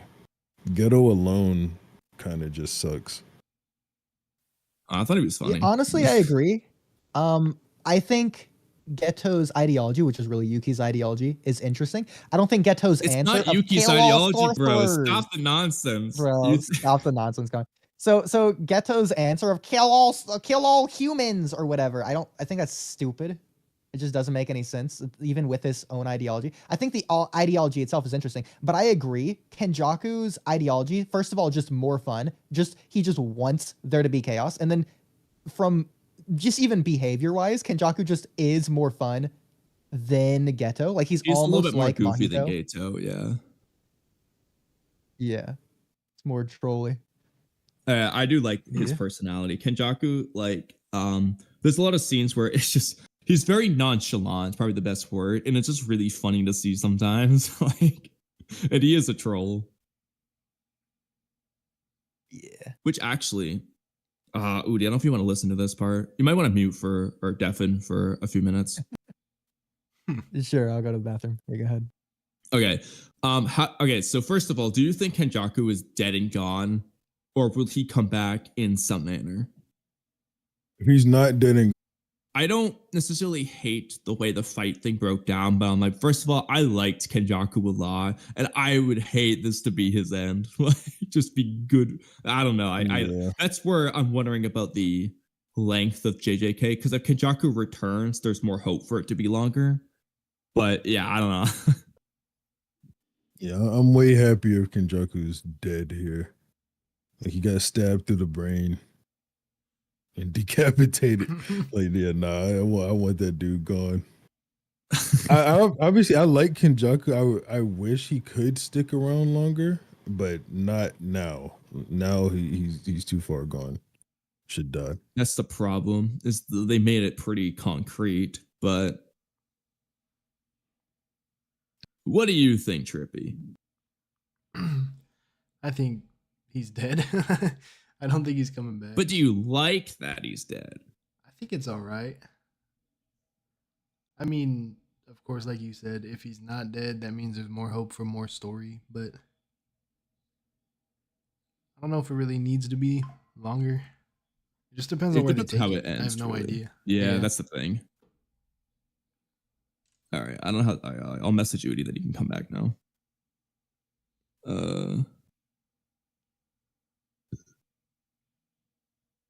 I just don't want to spoil Kenjaku's death too. Be something that like ruins it.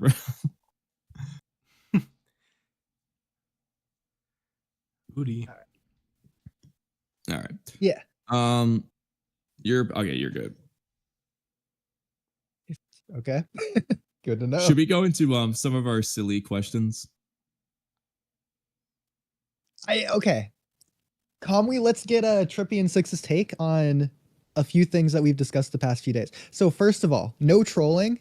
I'm being completely serious with this. So do you think Mahoraga, when it first spawns, assuming Jogo knows about it or whatever, it's going to like do a full power attack, domain expansion, everything. Do you think Jogo can take out Mahoraga? I think yes. Kamui thinks with no. intel. Like he has intel on him. It's the foundation. So he's going to do like a full power attack, domain expansion, everything. Nope. Yeah, I don't think Jogo's that strong. Yeah, no. Oh, no. I had a quick side question. So we'll come back to this, Oodie.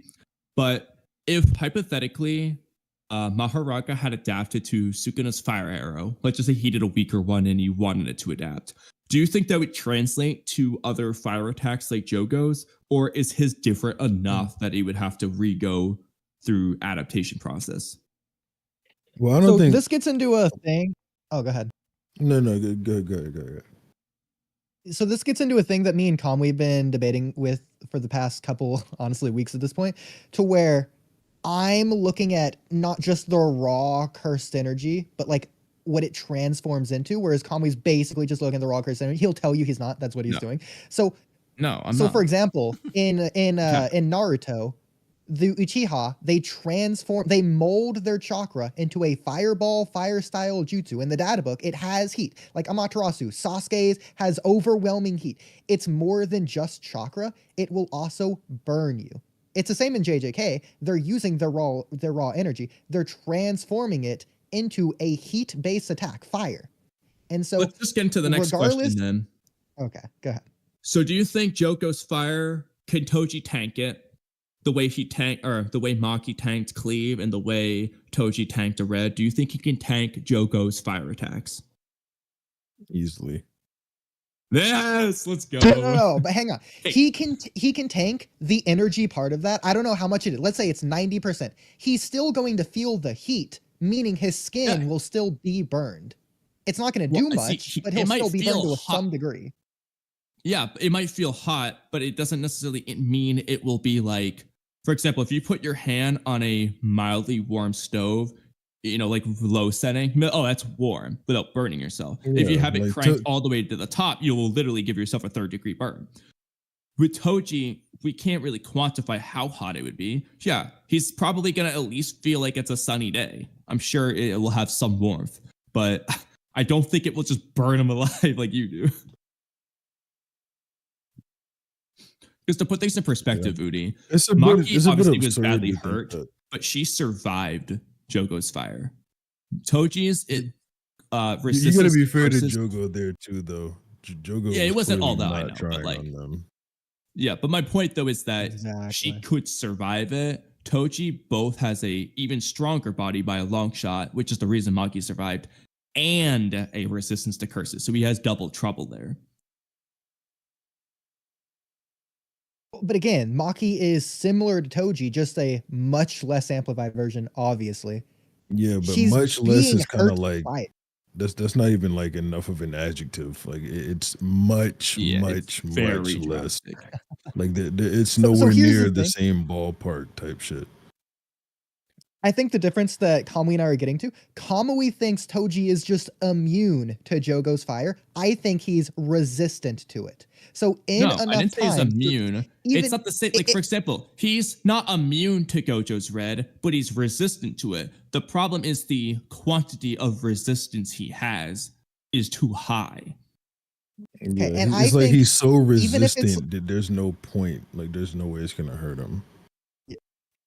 It might even hurt, even if but it he's won't be so enough. durable, like even if he's like Meruem versus Netero, to where he can just tank thousands of attacks and like barely feel bruised or whatever, he can still be damaged by. He can still eventually be defeated by the fire, Well, if it's and gonna he can't take heal either. attacks, like come on now. At that point, it's just like you're trying to give Jogo a point just to have a point. The problem is, Can- though, Toji won't be hit by that many attacks. Yeah. You look at the speed discrepancy. I think they're fairly relative, even if you want to say Toji's faster. Jogo can just heal instantaneously. You can argue it takes up curse energy. Toji That's can fair, hit the soul. but he can still. Yeah, so Toji has a weapon called Soul Split Katana, which can target the soul. Jogo doesn't have, for any indication we would understand, a proper understanding of the outline of his soul to heal from it. Even Sukuna who only has a partial ability to heal soul attacks. Mahito is objectively the best at this in this series because he has the best understanding of the soul out of everyone. And even then, he would be hurt and he would have to heal. It would still be bad.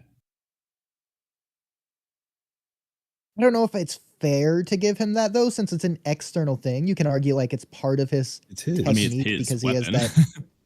Yeah, like Does not he- like he owns it. I mean, he doesn't have it in Shibuya, right? Yeah, Well, because he doesn't at that have point, that's any of his taking inventory. that's taking Toji out of everything. Like you take everything away from Toji at that point. Not everything, but like, yeah, like that Shibuya Toji, unless he has playful cloud, which you did. Toji, yeah, if you just give Toji He can't only even his fight a hands, he curse. can't beat Jogo because he doesn't have a curse to use on Jogo. But that's like nerfing Toji just for the sake of this debate. Okay, so this I don't know exactly how it works with the tools. It's an anti-curse energy tool or whatever. Does it just Which one? have anti-curse tech like Toji's? Oh, So if inverted Spear of Toji's just Heaven? not holding it, just all of his tools. If Toji just doesn't have it, isn't imbuing whatever into it, can Jogo even do anything to it? Toji doesn't Like, if it's just imbue sitting on the anything into ground. his tools. Yeah. Yeah, but like, so do they do anything on their own, or does Toji need to do anything with them? Well, no, I mean they're tools. They're just objects unless someone uses them. It's the same with like a knife. Toji sits on your isn't kitchen imbuing counter. it with anything. It's already ingrained No, into the tool. I understand. What I'm getting at is Toji can like cut through cursed energy with it in the same way he cut through Limitless or whatever. I'm probably explaining it wrong word wise, but you get the concept I'm saying. I'm saying like if Jogo just hit his fire just to like melt the tool, could it do that, or does it just have immunity? To Oh all yeah, cursed no, energy yeah, or it whatever? would definitely have immunity to go to Jogo's shit because Jogo's fire and all that comes through his curse technique, and its effect is just stopping that. Okay. Are these tools stronger than normal blades? Clearly, I mean, when you say that, Okay. do you mean in terms of its cutting power? Like specifically, like its ability to terms of cut a its- steak? Probably just, I don't know what the word would be, flexibility, because how strong, like could Jogo just snap the tool? Probably not. No, it's probably got a lot Got more it. durability than. Soul Split Katana tanked Sukuna's slashes. Like Maki blocked Sukuna's slashes with it, so Yeah, it's definitely beyond average strength. Well, slashes is more like what's the word for like the cutting thing to where the diamonds are the strongest? Because it's a scratch. It's not like a blunt attack, right? Because it's a slash. Yeah, but that's even worse because slashes are more condensed than blunt attacks. So it's like the fact that it can tank a slash, Sukuna slashes, So you're thinking AP versus DC. What I'm describing is what's the word? Like tenacity, maybe. Docile, not docile. Density. I don't know. So, anyways, it's like you can easily crush a diamond with a hammer, but you can't crush steel with a hammer. That's why people or like construction sites they use steel because it just holds better than diamonds do against like blunt force. Even if diamonds are like more compact or whatever, they're just easier to break. So, for example, like if you had a diamond shield, regardless of what video games teach you, it's just gonna do worse than if you had a steel shield. Yeah. Yeah, but you could pierce through a steel shield. Like, it would still be better. Like if it was condensed into a if you hypothetically had the same force condensed, it would be better for piercing through the steel wall. What? What do you mean? Like Just it would a have lot a of greater words. well, it would have a greater impact on it. So if you can tank the compression for Sengon from Boruto, that's amping it in a sense. It's better than the blunt regular Rasengan if you condense it further. The similar concept. I don't know. Maybe I just got lost on the first part. I don't even understand what you're trying to get across to me with this. It's what Six was saying There's a whole earlier, is that bunch the of slash alphabets, is more too. condensed versus a blunt force. Yeah. That's the point. The condensed version is essentially a better attack. Not necessarily better, but like if you can tank the condensed attack, you can tank the blunt force attack in terms of like a durability type of thing. Yeah, I mean Sukuna also No, I don't think punches the that's- blade if that helps you at all and it doesn't break. Yeah. No, that does do something. So the thing is, no, I agree. I'll just say this anyways, even though I agree, but just to get it out of my mind. So for example, like a punch, that's not an instantaneous thing like a slash. So it's applying force over time. So it's about whether or not it could like withstand that force over time rather than a attack all at once. Almost like driving over a bridge versus just dropping something onto the bridge and having it bounce off.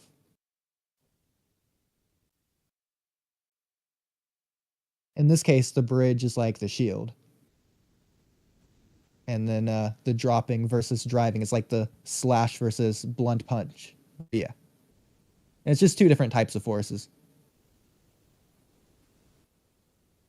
Is that all the JJK stuff, Kamui? Or did we have okay, one more. Technically Let's not. okay. But okay, so let's do the silly one. So here 6 first. and whenever Trippy comes back. Okay, you can do yours, then I'll do another one. Okay, how do I share screen? Okay, share screen. Why can't I? Oh, never mind. Okay.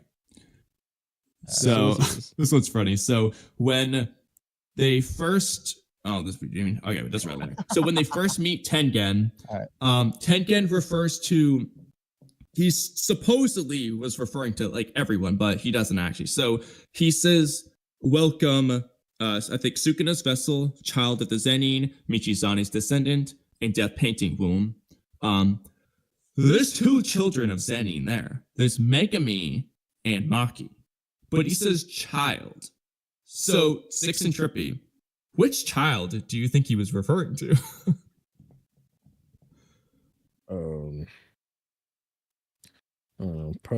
Probably Maki. Why?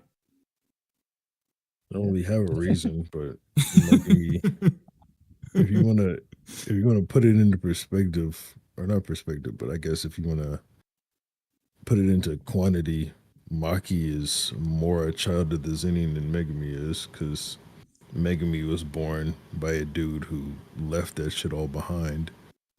And then he's not even like called Megumi Zenin. So that's the thing. Yeah, I was gonna say the argument for Maki here would be like she's literally the one who actually takes the last name Zenin, and she is more Zenin. But at the same time, Megumi's got like the famous curse technique of the Zenin clan. And also, why do you think? Okay, so actually, better question: why do you think Tengen didn't welcome Megumi? What does Tengen have against Megumi? I don't know. Because it doesn't say children of the Zenin. Child is singular. Child. It can only like, be and then referencing Yuki was like, "You're not gonna say hello to me, Tengen?" I mean, Megumi should have been like, "What about me?" Bro, just dissed him. All right, Oodie, what was yours? So Kamui, how long did we spend discussing that? 20, 25 minutes maybe? A lot of time on Tengen for various reasons. A lot of nonsense. The self-control thing was so funny. All right, what All was right, your so silly topic, though? mine is yeah. Well, mine's not a silly topic because this. My God, we got heated over this. Okay, so take narrative implications out of it, regardless of the story in universe. Could Geto just hypothetically have gone up to Gojo at any time using the prison realm and just sealed him the same way he did? I mean, You could be more specific. I think the question you wanted to ask was, could Kenjaku have sealed Gojo with the prison realm without the help of the disaster curses? Was I think the question you really want to ask, right? Yeah, sure. Yeah. probably I mean, not. it's all the same thing, but yeah. I mean, unless he used his own In-universe curses. Unless he used his own curses. I mean, I don't like when you say take out narrative implications. I don't know exactly what you mean by that, because one of the big narrative reasons implications Gojo is- got caught in it was a narrative implication or a narrative reason. Yeah, Yeah, so so, I mean- obviously, like. So Go what ahead, the Colin. narrative Explain the implication narrative is that implications basically Kenjaku's explaining the plan throughout the whole time, and they're basically trying to weaken Gojo mentally with 50 different things, leading up to the moment that Kenjaku would show up. They're trying to weaken Gojo mentally. They haven't fully broken him, but they're trying to get him to a certain tipping point before Kenjaku shows up. So I was saying, yeah, I think he objectively needs the help of them, in my opinion, because, well, first of all, just strength thing, but Oodie basically thinks that just out of the blue, Kenjaku shows up and they're alone. Gojo would just be shocked enough to, in his mind, replay everything, blah, blah, blah, get caught in the prison realm. Whereas I was saying the narrative implies that no, he needed the disaster curses to break him a little bit first, so that then this would be effective. The thing the disaster curses had to do was keep Gojo in the same spot for around 20 minutes, and then Kenjaku could come in with the prison realm, and then it needed to be one more minute or so inside of Gojo's brain, then he could, get sealed in the prison realm. So, I mean, could he have kept Gojo in the same spot for 20 or so minutes? I mean, if he uses other curses and stuff, probably. Hold on, let me pull up I don't know if I'll be able to find this exactly, but I'm going to look for... But I don't something imagine Kenjaku that says. Kenjaku has a bunch of Jogo and Mahito level curses just sitting around. He doesn't. Yeah, so, I mean, I think it's fair to say Gojo isn't exactly very nomadic. He's able to just sit in one spot for 20 minutes. Not an issue there in the first place. But then obviously, I don't think the cursed spirits mentally but he weakened has to him be or whatever. distracted. I don't think that had any part in it. Because he's shocked because Geto, his friend that he killed many years ago, is here in front of him. And from Gojo's perspective, that's his friend. He's not seeing Geto as this evil bad guy that he needs to take down right now. He's more shocked, why are you here? That at this point, he's got the people that just died. He's got the cursed spirits or whatever. He's got that all out of his mind. You could argue, oh, he's fatigued. He's breathing hard. I don't think him running around is weakening him to such a degree that is making a difference to where he just wouldn't have been sealed otherwise. Yeah, I mean, I think you're a pretty big factor here, which is like Kenjaku can't be seen until that last part. So Prison Realm has to be there, and Kenjaku has to not be seen putting it there in order for this whole thing to come into effect. And people leave behind anime- residual cursed energy and whatnot. And Gojo's 6 eyes, he can see all of that.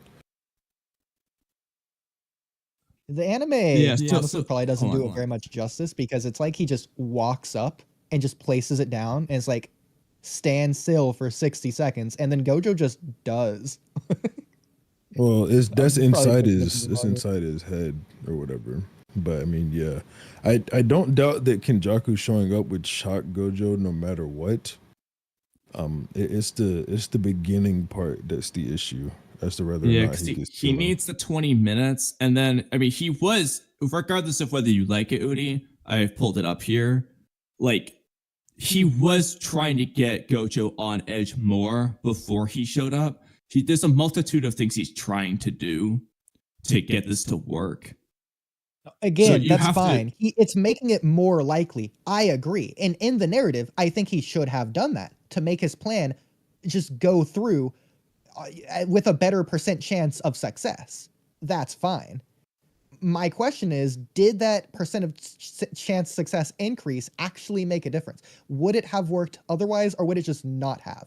I think it's likely that it would have.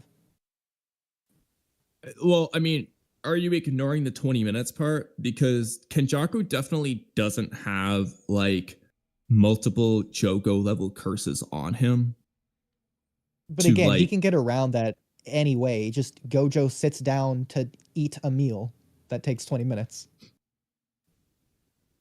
Yeah, but if If I Kenjaku wanted to be if Kenjaku really comes disingenuous- around, if Kenjaku comes around while that's happening, Gojo would just sense him. Would he though? Yeah, because Yes, yeah, because part of Gojo sensed Jogo when the nigga was like, I don't want to say miles away, but he was a very far distance away, and Gojo knew he was coming and just told Ichichi to drive away.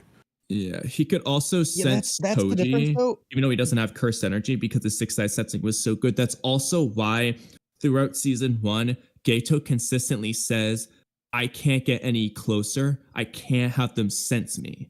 Because if Gojo had sensed them then, that kind of spoils his whole plan of getting in close at the last second. They're kind of through the process of fighting Gojo, distracting Gojo, and getting him on edge. That kind of allows Kenjaku to get close and then do the whole Geto aspect, if that makes sense.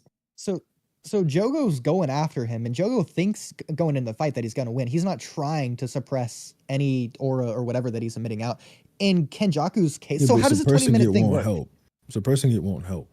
You can't do that to Gojo. Yeah, because even he's simple Toji was without sensed. cursed He energy. literally has no cursed energy. Okay, but like, how does a 20-minute thing work? Is it just that Gojo has to be in place for 20 minutes, or does the prison realm have to be in range of Gojo for 20 minutes? I'll try and see if I can find It's probably when in he range. says it. Okay. In that case, so I mean, it's the same thing though with Shibuya then, because he was still in range with the prison realm for 20 minutes and Gojo didn't recognize that. Even if he maybe picked up had on the 10 energy million signature or whatever, other he didn't distractions. recognize it.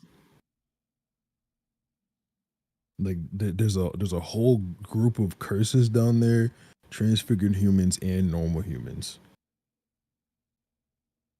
Yeah, and those distractions do affect, because you see in the Toji fight that even though Gojo, I mean, obviously Toji's fast too, but Gojo can sense them with his 6 eyes. So Toji uses the fly heads to essentially help mask himself further. And the presence of Jogo, Hanami, Choso, all the transfigured humans, and all the regular people would serve a very similar function. Yeah, Mahito did transform those people, but does Geto's curses that he makes can people tell that's Geto's, or do they just have a random curse energy? They probably have a random curse energy. Yeah, I don't think they would know it's specifically Gato's. But also, I mean, I think it'd we be don't even know about the what same the thing. range of what Gato can do this with. Like, can Gato even use cursed spirit manipulation from like a really far distance? I mean, we know there's some distance because he does the smallpox curse versus Mei, but like, how far was that distance? Sure. Well, the 10 million distraction things, there was a lot of curses, but there's also a lot of humans. So, like, again, if Gojo just goes to eat at McDonald's in Tokyo, he's surrounded by the most densely populated city on the earth, surrounded by thousands of people, anyways. And sure, he'd be able to sense there's a big energy coming this way of curses, assuming there's not some method to where he can just suppress it to some degree. I don't know.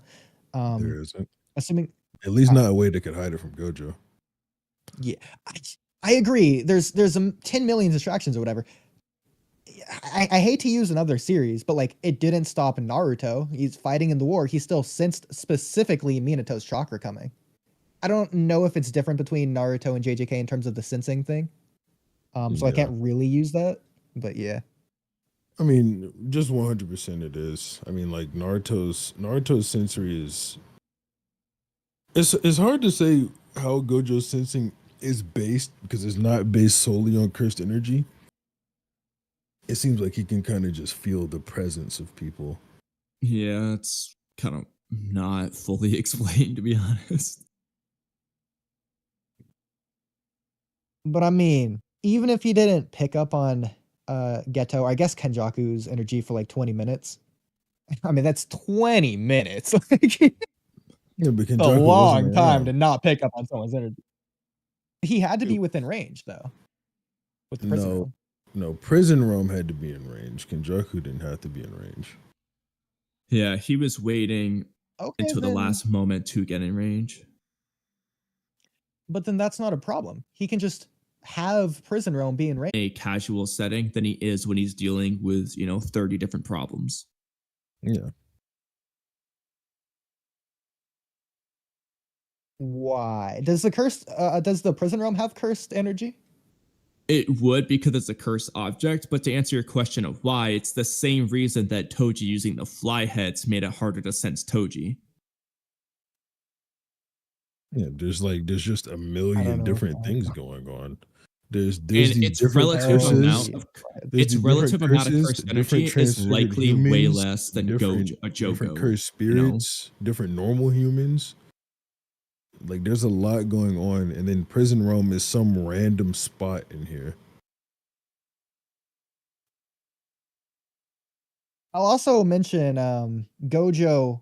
He's only really, I don't want to say distracted. He's only really fatigued at the very end. Like during the entire fight, he's, if anything, I don't want to say having fun, but he's very confident. Like he's destroying Hanami. Yeah, sure, Jogo and they're killing people, which he's trying to stop, but he's not mentally fatigued by that. He's not dazed by that. If anything, he's I hate to say the word amped mentally, but like he's like very, very convicted because that's happening, that he needs to stop this going on immediately. Again, though, Oodie, that's why Kenjaku says at this point, no, not yet. We still need him more on edge. Jogo and Hanami hadn't done enough.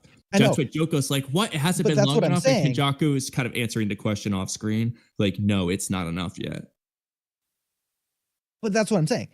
It's not enough yet. So Gojo's still at a point where it's not enough. So he should be able to sense the prison realm then. Well, Because it's not enough to catch him. It's not enough to catch him in it, but like, Yeah, that I mean, also doesn't mean the same thing. Like just because it's not enough to seal him doesn't mean it's enough that he can just sense it. And even if Gojo could say, let's say, sense Prison Realm's cursed energy, it'd be hard for him to, I'd say, tell the difference between it and all the other cursed energy in the room. Yeah, I mean, and there's no Yeah. guarantee he even knew what the prison realm was. I don't know if that's shown That's what anywhere I that was he gonna like get actively was to. like, "Oh, this is the prison Yeah. realm. I know all That, that." that too. That too. That's a good. I didn't even think about that. Yeah, him not knowing what So the like fuck he is could see going the box and think it's nothing for him because he's Gojo, and what the hell is this box gonna do? So this even assumes that he even knows what the prison realm is and what it will do. But call me, it's funny Yeah. that you mentioned that because I was going to get to that. That actually helps my case. Because in a random scenario, he senses it. He could even go up to it. It's just a box to him. Like it has cursed energy. He doesn't know what it is. He's not going to know what to do about it. Yeah, but then he might say, "Oh, I'll bring it back to Jujutsu High," and then he's moved and it gets stored away and he leaves. He's not guaranteed to spend Well, isn't he to moving stay with the motionless cube? with it for 20 minutes. But he's staying within range of the cube. Well, not if he leaves after he stores it in Jujutsu High. And I think also, that's I out of don't know. character Yeah, for him if to just if the leave cube the is cube, like, moving, on I'm the not sure how sidewalk. that affects things. But No, because think about if it's like Sukuna's finger. In this case, he knows what Sukuna's finger is, so it's not exactly analogous. But he's not just going to leave it on the sidewalk for some pedestrian to pass by. no, he He's gonna take it stores with it and seals it in Jujutsu High. Yeah, Gojo so can if you teleport just there.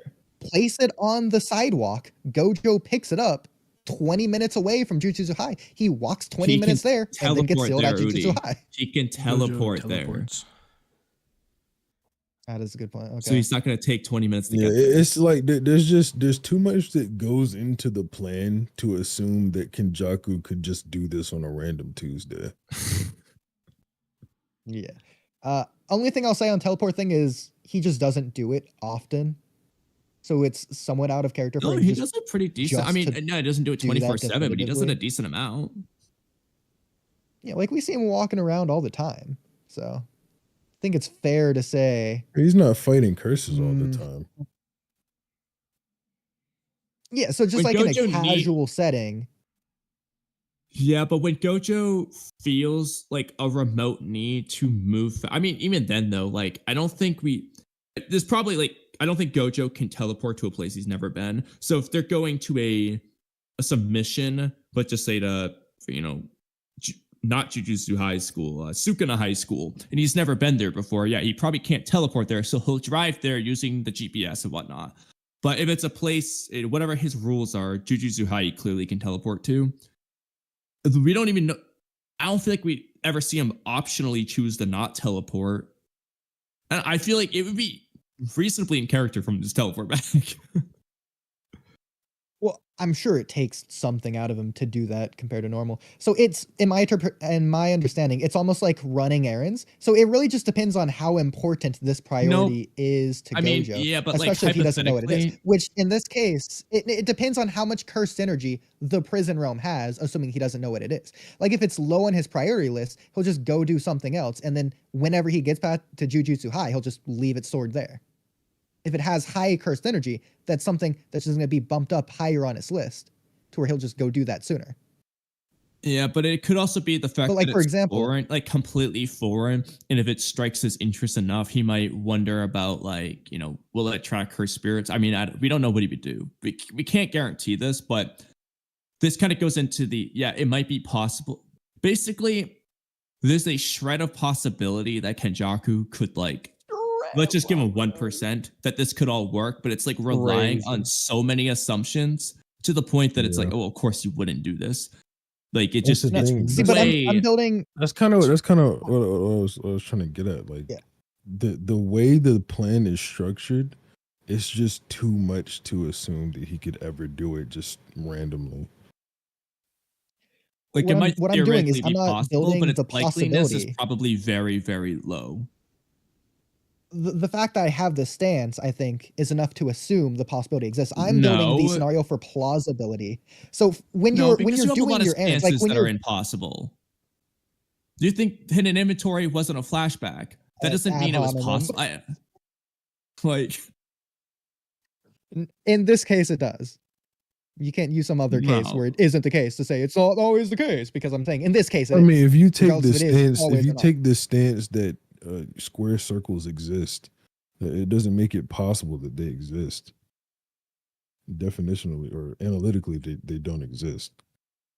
Yeah, so under the hypothetical to where it does, then it would. I'm not saying under every scenario. I'm saying under the scenarios where it does exist, then it does exist. You could argue that's circular, but that's right. We're No, but, all like, no, going the into problem- this I mean, that's conversation. just- that's assuming just- it's that's not- possible. But you're saying But the that's not fact that you saying have this anything. take Conversation. means it's possible, but that doesn't. Yeah, that's not that's- saying anything. That's just Well, that's yeah, just because state- Kamui interrupted me before I could finish saying the thing I was going to say. Well, yeah, okay. because you said something was wrong. Okay, I mean, if yeah, I don't d- d- finish you know me by saying the now. thing, you can't say that I'm saying something wrong. But Well, no, what you said is that fuck. that means that something's possible. Well, but Six, if I say I'm riding a roller and then Kamui interrupts me saying a roller doesn't exist, but I was gonna say roller coaster, what I said wasn't Yeah, but wrong. there's Kamui just nothing No, interrupted that's me. unless you finished unless the right thought. after that you were gonna say, "Oh, I'm joking." There's nothing you could have said to make it right. All right. Anyways, I'm building the case. Whatever. I'm building the case for plausibility, and we all agree it's possible. So we're going into it arguing the likelihood of this. So I think I'm building the scenario to where it's plausible. It's more likely based on normal human behavior. Gojo's not just gonna do it using his maximum effort to do it. It's like going to the grocery store. You don't sprint running around the grocery store to get your grocery. You just walk because that's more casual. It would be more efficient. It would save you a lot of time. In fact, it'd even be healthy for you to be sprinting everywhere you go all the time. But we don't do it because it's inconvenient. And so if it inconveniences Gojo, he's not going to do it. Now, out of curiosity, Oodie, how do you propose Kenjaku gets the prison realm to Gojo in the first place in this case? Like I said, so he's just eating at McDonald's in Tokyo, and then Kenjaku just goes Gojo around the senses him. corner outside of Gojo's range and just throws it into Gojo's sensing range. It's just on the side. I feel like that would be a big alarm bell in that case. Yeah, Why? Because randomly a box just flew out of nowhere right next to him. That's pretty suspicious. Okay, then he leaves it somewhere that Gojo's going to walk into the sensing range of. So it's just like any other Then cursed he'd object or sense just it. laying around. That's fine. He can sense Sukuna's fingers. So once he finds or he senses a cursed object, he'll just walk up to it. But Yeah, then he's but not walking motion. I mean, up to it is I mean, not it the depends on the thing. motion. He needs That's the to rule, but he needs to be there for 20 minutes before he walks up to it. Well, it's before it And then activates. It's not before you Kenjaku walk up to it. no, before he walks up to it, because Kenjaku has to tell the gate to open. No, that's fine because he'll put it on his person, go about his daily business till he gets back to Okay, Jujutsu but Kaisen. 20 minutes of if having he it on, puts it on his Kenjaku comes around. person, if he puts it on his person, how does it still work the same? That's just What a do you mean? giant assumption. So if Gojo takes prison realm and puts it in his possession, does it still work the same that Kenjaku can just tell prison realm what to do? Because prison realm is just a cursed object. So what it does should depend on what's using it or who has possession of it. that's a good point. Yeah, because if Gojo is technically the one in possession of it, it's kind of, I mean, I won't say it's impossible for Kenjaku to use it against Gojo, but like it would be a little bit weird. That's interesting. Outside of the idea of debate, just thinking about it genuinely. If I were to use this from like the debate standpoint, I would say in the original story, he doesn't have it on his person. He's just giving it the command. So anyone hypothetically could give it the command once it has its trigger activated, which in this case would be to seal Gojo, and it's already activated that by being around him for 20 minutes. Yeah, but it's So still in hypothetically- Kenjaku's possession at that point. Like it's still Kenjaku's curse tool. He just put it somewhere else. Like you don't so in lose this- possession of something just because you put it somewhere. Yes, well, in this case, why wouldn't it work in the hypothetical scenario? He's just putting it on the sidewalk. Because Gojo took it. Yeah, it depends on what actually determines whether you own it. It's not really specified, but like if Gojo theoretically became its owner in that case, then we don't know that Kenjaku can do anything with it anymore. This is It might, also for all we know, like- making up this up, it might be a thing where you need 20 minutes where you're holding it to become its owner. Who we don't know. Yeah. This is also like giant assumption that Gojo would even pick it up. Like, what if he sees it and he's like, oh, that's weird. And he just teleports away or just walks away. Yeah, what if he just like hollow purples it? Yeah, or that. Again, saying giant assumption. That's crazy to say giant assumption. That's definitely not a giant Okay. assumption. It's a small assumption. Has Gojo ever picked up a less random curse plausible. tool? That's a fallacy, but I don't know which one. What's a foul? All I did was ask a question. The question probably. fallacy. Yeah. It's like if Well, just we've because never he seen hasn't done Gojo it on pick up screen a doesn't mean he random would. curse tool. Yeah, but what do you have It's to about say he consistency would? with the character. What does I mean, Gojo 'cause he's a do to sorcerer. lead you to believe he would just pick up a random curse tool or cursed object? Because his characterization leads him to be a sorcerer who's loyal to Jujutsu High. So he would do something to benefit that party. And how is picking it up beneficial if he doesn't know about it? With the intent to bring it to the storage warehouse where all the other curse tools are. And Gojo also has the intent to self-preserve, right? Like every other sorcerer. So again, what would be the Gojo has to pick this up and take it to Jujutsu High? We would just go based on priority. I think his mission in his mind comes above his own life. What By the mission? fact that he puts himself in life-risking scenarios. And in this case, the risk to his life is so low that it's not really a risk in the first place. At least for Gojo's perspective. But he doesn't know about it. Like that's just another assumption. But Gojo knows about himself and he views himself extremely highly. He probably views himself higher than something he doesn't know about. Even with Gojo's extreme high viewing of himself, he looks at prison realm scared. In the story, when he's mentally fatigued. The fact that calmly. you're saying that would That's just what this prove the argument's point. based on. But Oodie, that would prove Well, the no, point that's if anyway. anything, straw man fallacy. But that would prove the point. If Understand he that. only is concerned, I mean, we don't really know what would happen, but yeah, I don't know. Yeah, well, I that's mean, why we go with what's most likely. yeah, I don't Based on think the it's more characterization, we likely should know what's most likely. that he like. I don't feel like it's more likely that he could have done this without all of these precautions. You don't think it's more likely? Like, if you're gonna like give it like a 50% is like like a 50 is the cutoff point. I don't think it's a 60 or 75% chance that he could have gotten away with this, but doing the McDonald's version. I feel like it's got to be like the highest 49, but it's probably like we don't below 10. We don't cut it off at 50% probability. The option with the most votes could still be less than 50%, but it's still the most voted on option. It's still the most likely scenario. Well, yeah, but we're talking about the scenario of do it Kenjaku's way versus remove all of his planning. Like, there's really only two options. Well, yeah, there's no reason for Kenjaku to not do the plan that's going to work with the highest probability. But that doesn't mean if he didn't do it in that way, it wouldn't work. Yeah, but it's probably it's a low probability based off of it's a lower probability. It's still above 50% that it would work. No. I think we can move on. Trippy, are you still gone? Yeah, are you that's there? fine. No, I'm here.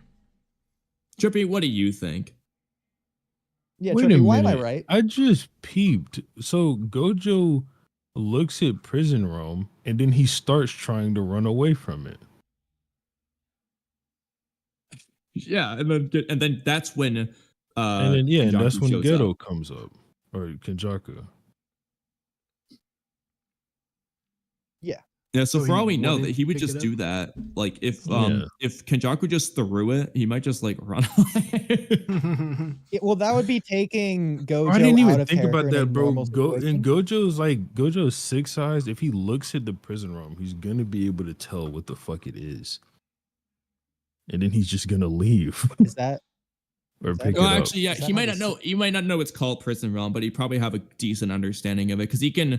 It's kind of like the Sharingan in the sense that it can break down curse techniques, so to a very highly detailed degree.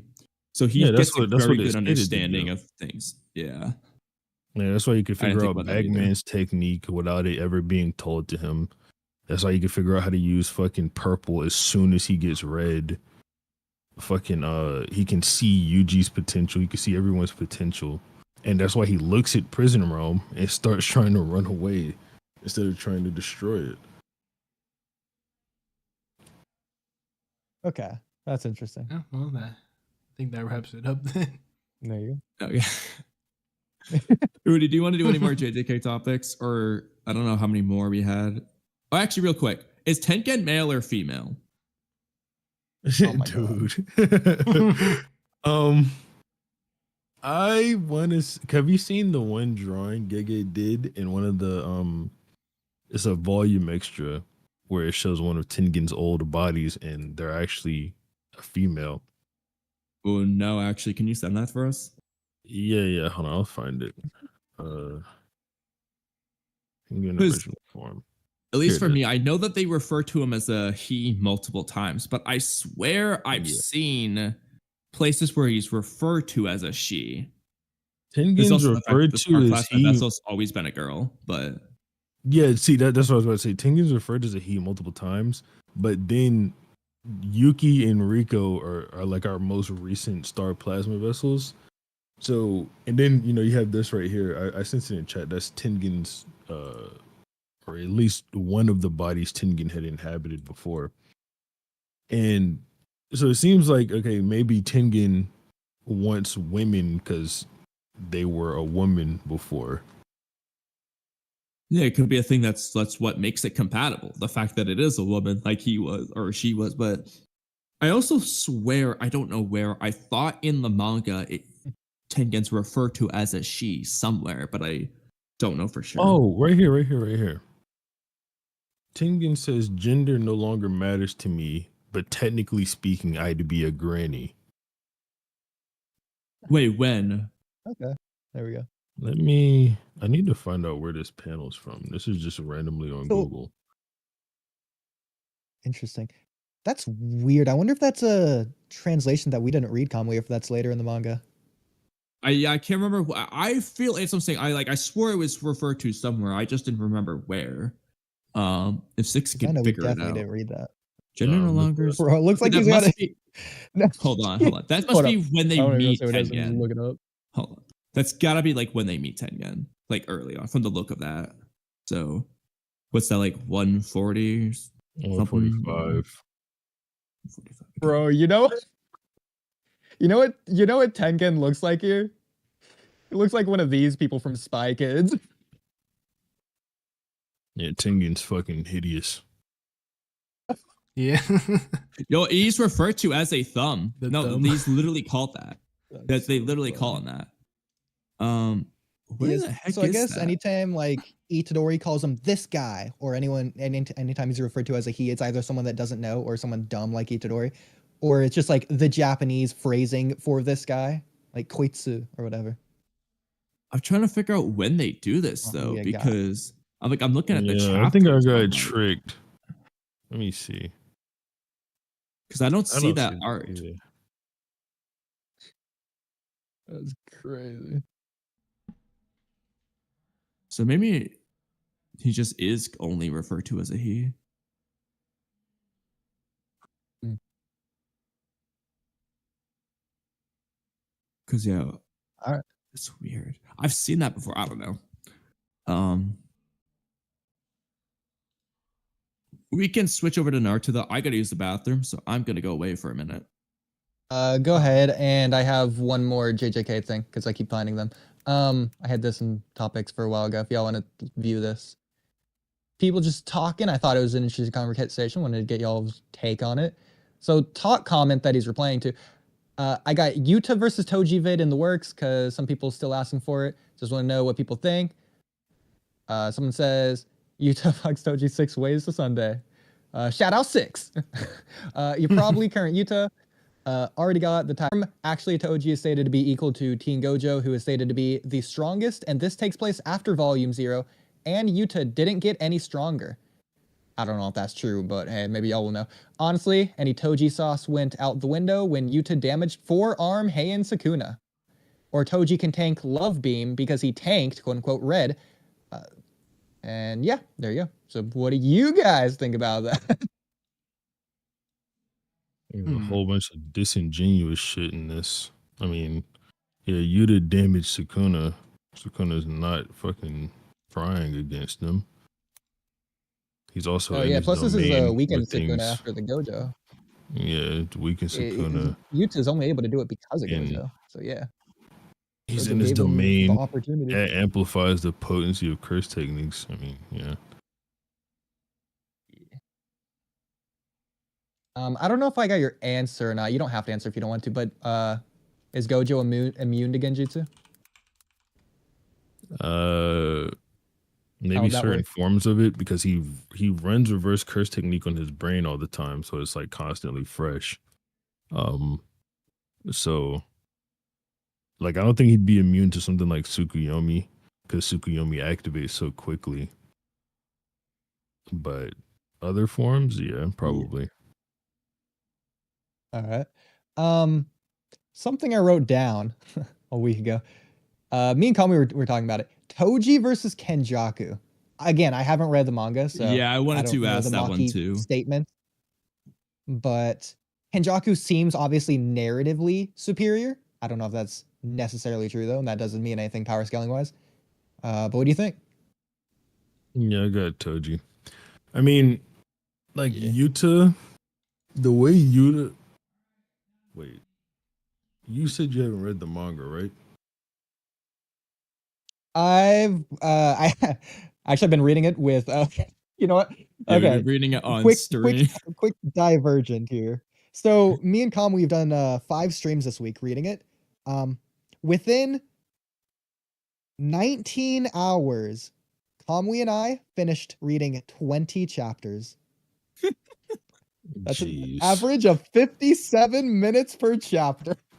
That's how much we derail and argued throughout the entirety of it. Like, just this last, we've had some good discussions, but like this last one, we just got into Jogo versus Toji like immediately, as well as Mahito. Like, we just immediately got into it.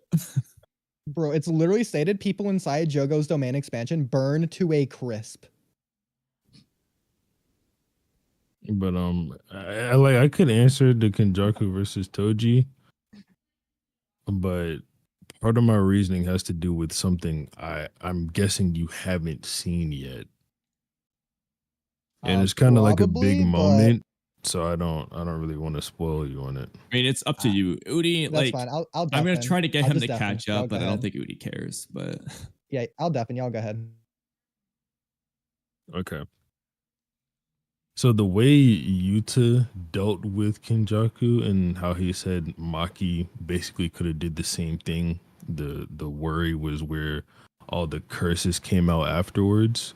Makes me think that Toji could do the same thing, because the way Yuta killed Kenjaku, people like to act like it's just a sneak and nothing else. But Yuta came up behind him. Kenjaku reacted to it, tried to retaliate, and Yuta spun again. He spun around him again and cut his head off. So I mean, nah, I think Toji or Maki could get that done. there's another one too, because this is earlier on. I don't remember which chapter. It's the chapter when they discuss why they're gonna send Takaba. But according to Kusakabe anyway, the only one that was saying for a 1v1 could stand a chance was Zenin, in reference to Maki. He said that like maybe she could have a chance, but then the angel says, well, actually, why don't we use Takaba? Here's why. So that's another implication that like Maki could be over Yuta. Or at least Kenjaku too, because hey, they think she can do it. Yeah. I also think that, I think honestly, Kenjaku he's not slow, but there's no reason to believe his speed is good enough. And plus, this one only goes the fan books do say that Kenjaku, it would be tough for Kenjaku to beat Jogo and Mahito, implying that he's probably not like, leagues and leagues ahead of them. It says it'd be tough for him to beat Mahito and Jogo together.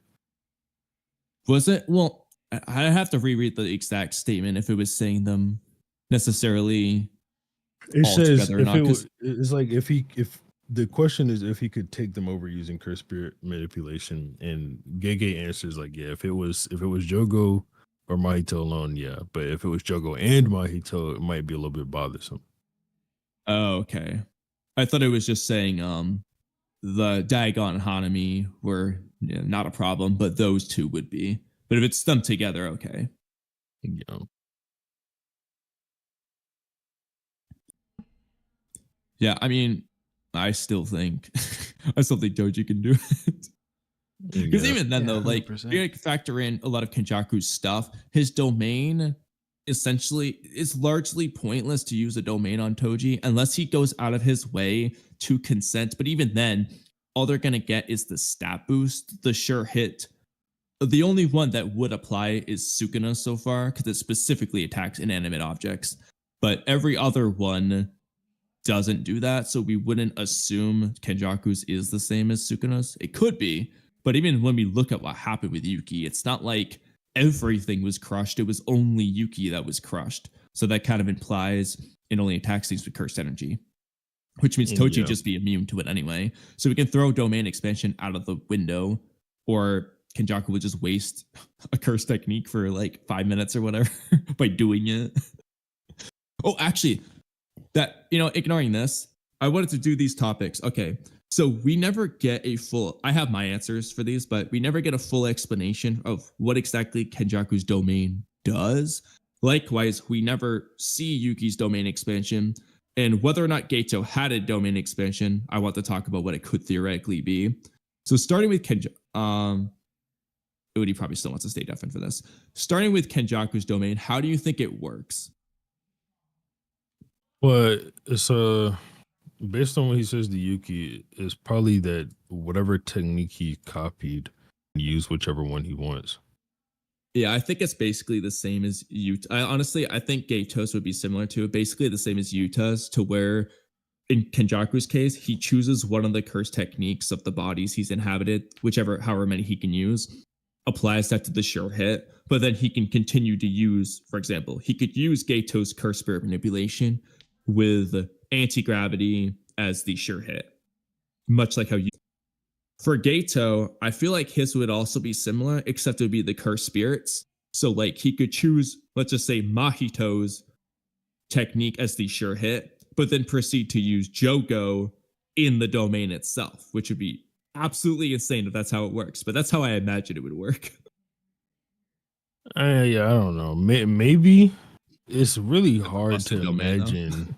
It's really hard to imagine what the fuck what Geto's domain could be, because I don't even see how you can really put what his technique is into a barrier to like it's just too weird to think about for me. I don't know. Yeah, that's why I Not use imaginative Yuta's as enough. the comparison. An alternative, this one is so goofy, would be that it would just absorb the cursed spirits in the domain, but that would be too busted. And you can kind of just do that anyway, as long as he's strong enough. So that's why I don't feel like it would be that. So the way I thought of is just really busted, considering he has like 6,000 cursed spirits. He could use all of them, and he could also apply the sure hit of one of them. But what about Yuki's? I think with Yuki being able to apply mass to the people she's touching as well, I mean, that's it. Like she can just apply. Yeah, it I figured she basically, whoever it's affected is essentially gains a ridiculous amount of mass. The gray area is what that would look like. It would either, I'm guessing, make them really slow, because unlike Yuki and Garuda, they'll be affected differently. So they can move at the same speed when they're heavier, where they have more mass, but the other people can't. The alternative is that they're crushed by the mass, kind of like the Megumi situation when he was crushed by the boat or the car or whatever. It would be like a thing where they're crushed by it. Probably one or the other is my guess. Yeah. Trippy, what do you think? About Yuki's? Yeah. Or Gato or Kenjaku's. Hold up.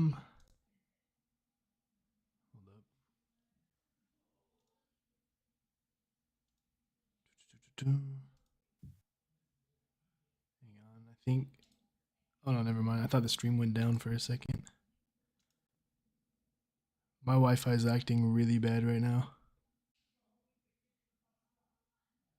All right. Well, in the meantime, while you do that, then I will look for this question. I think it's the question someone was asking.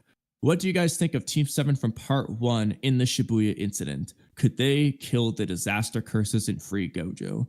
I'm not much of a cross-verse guy, but 6, do you think Team 7, I'm guessing he means Naruto?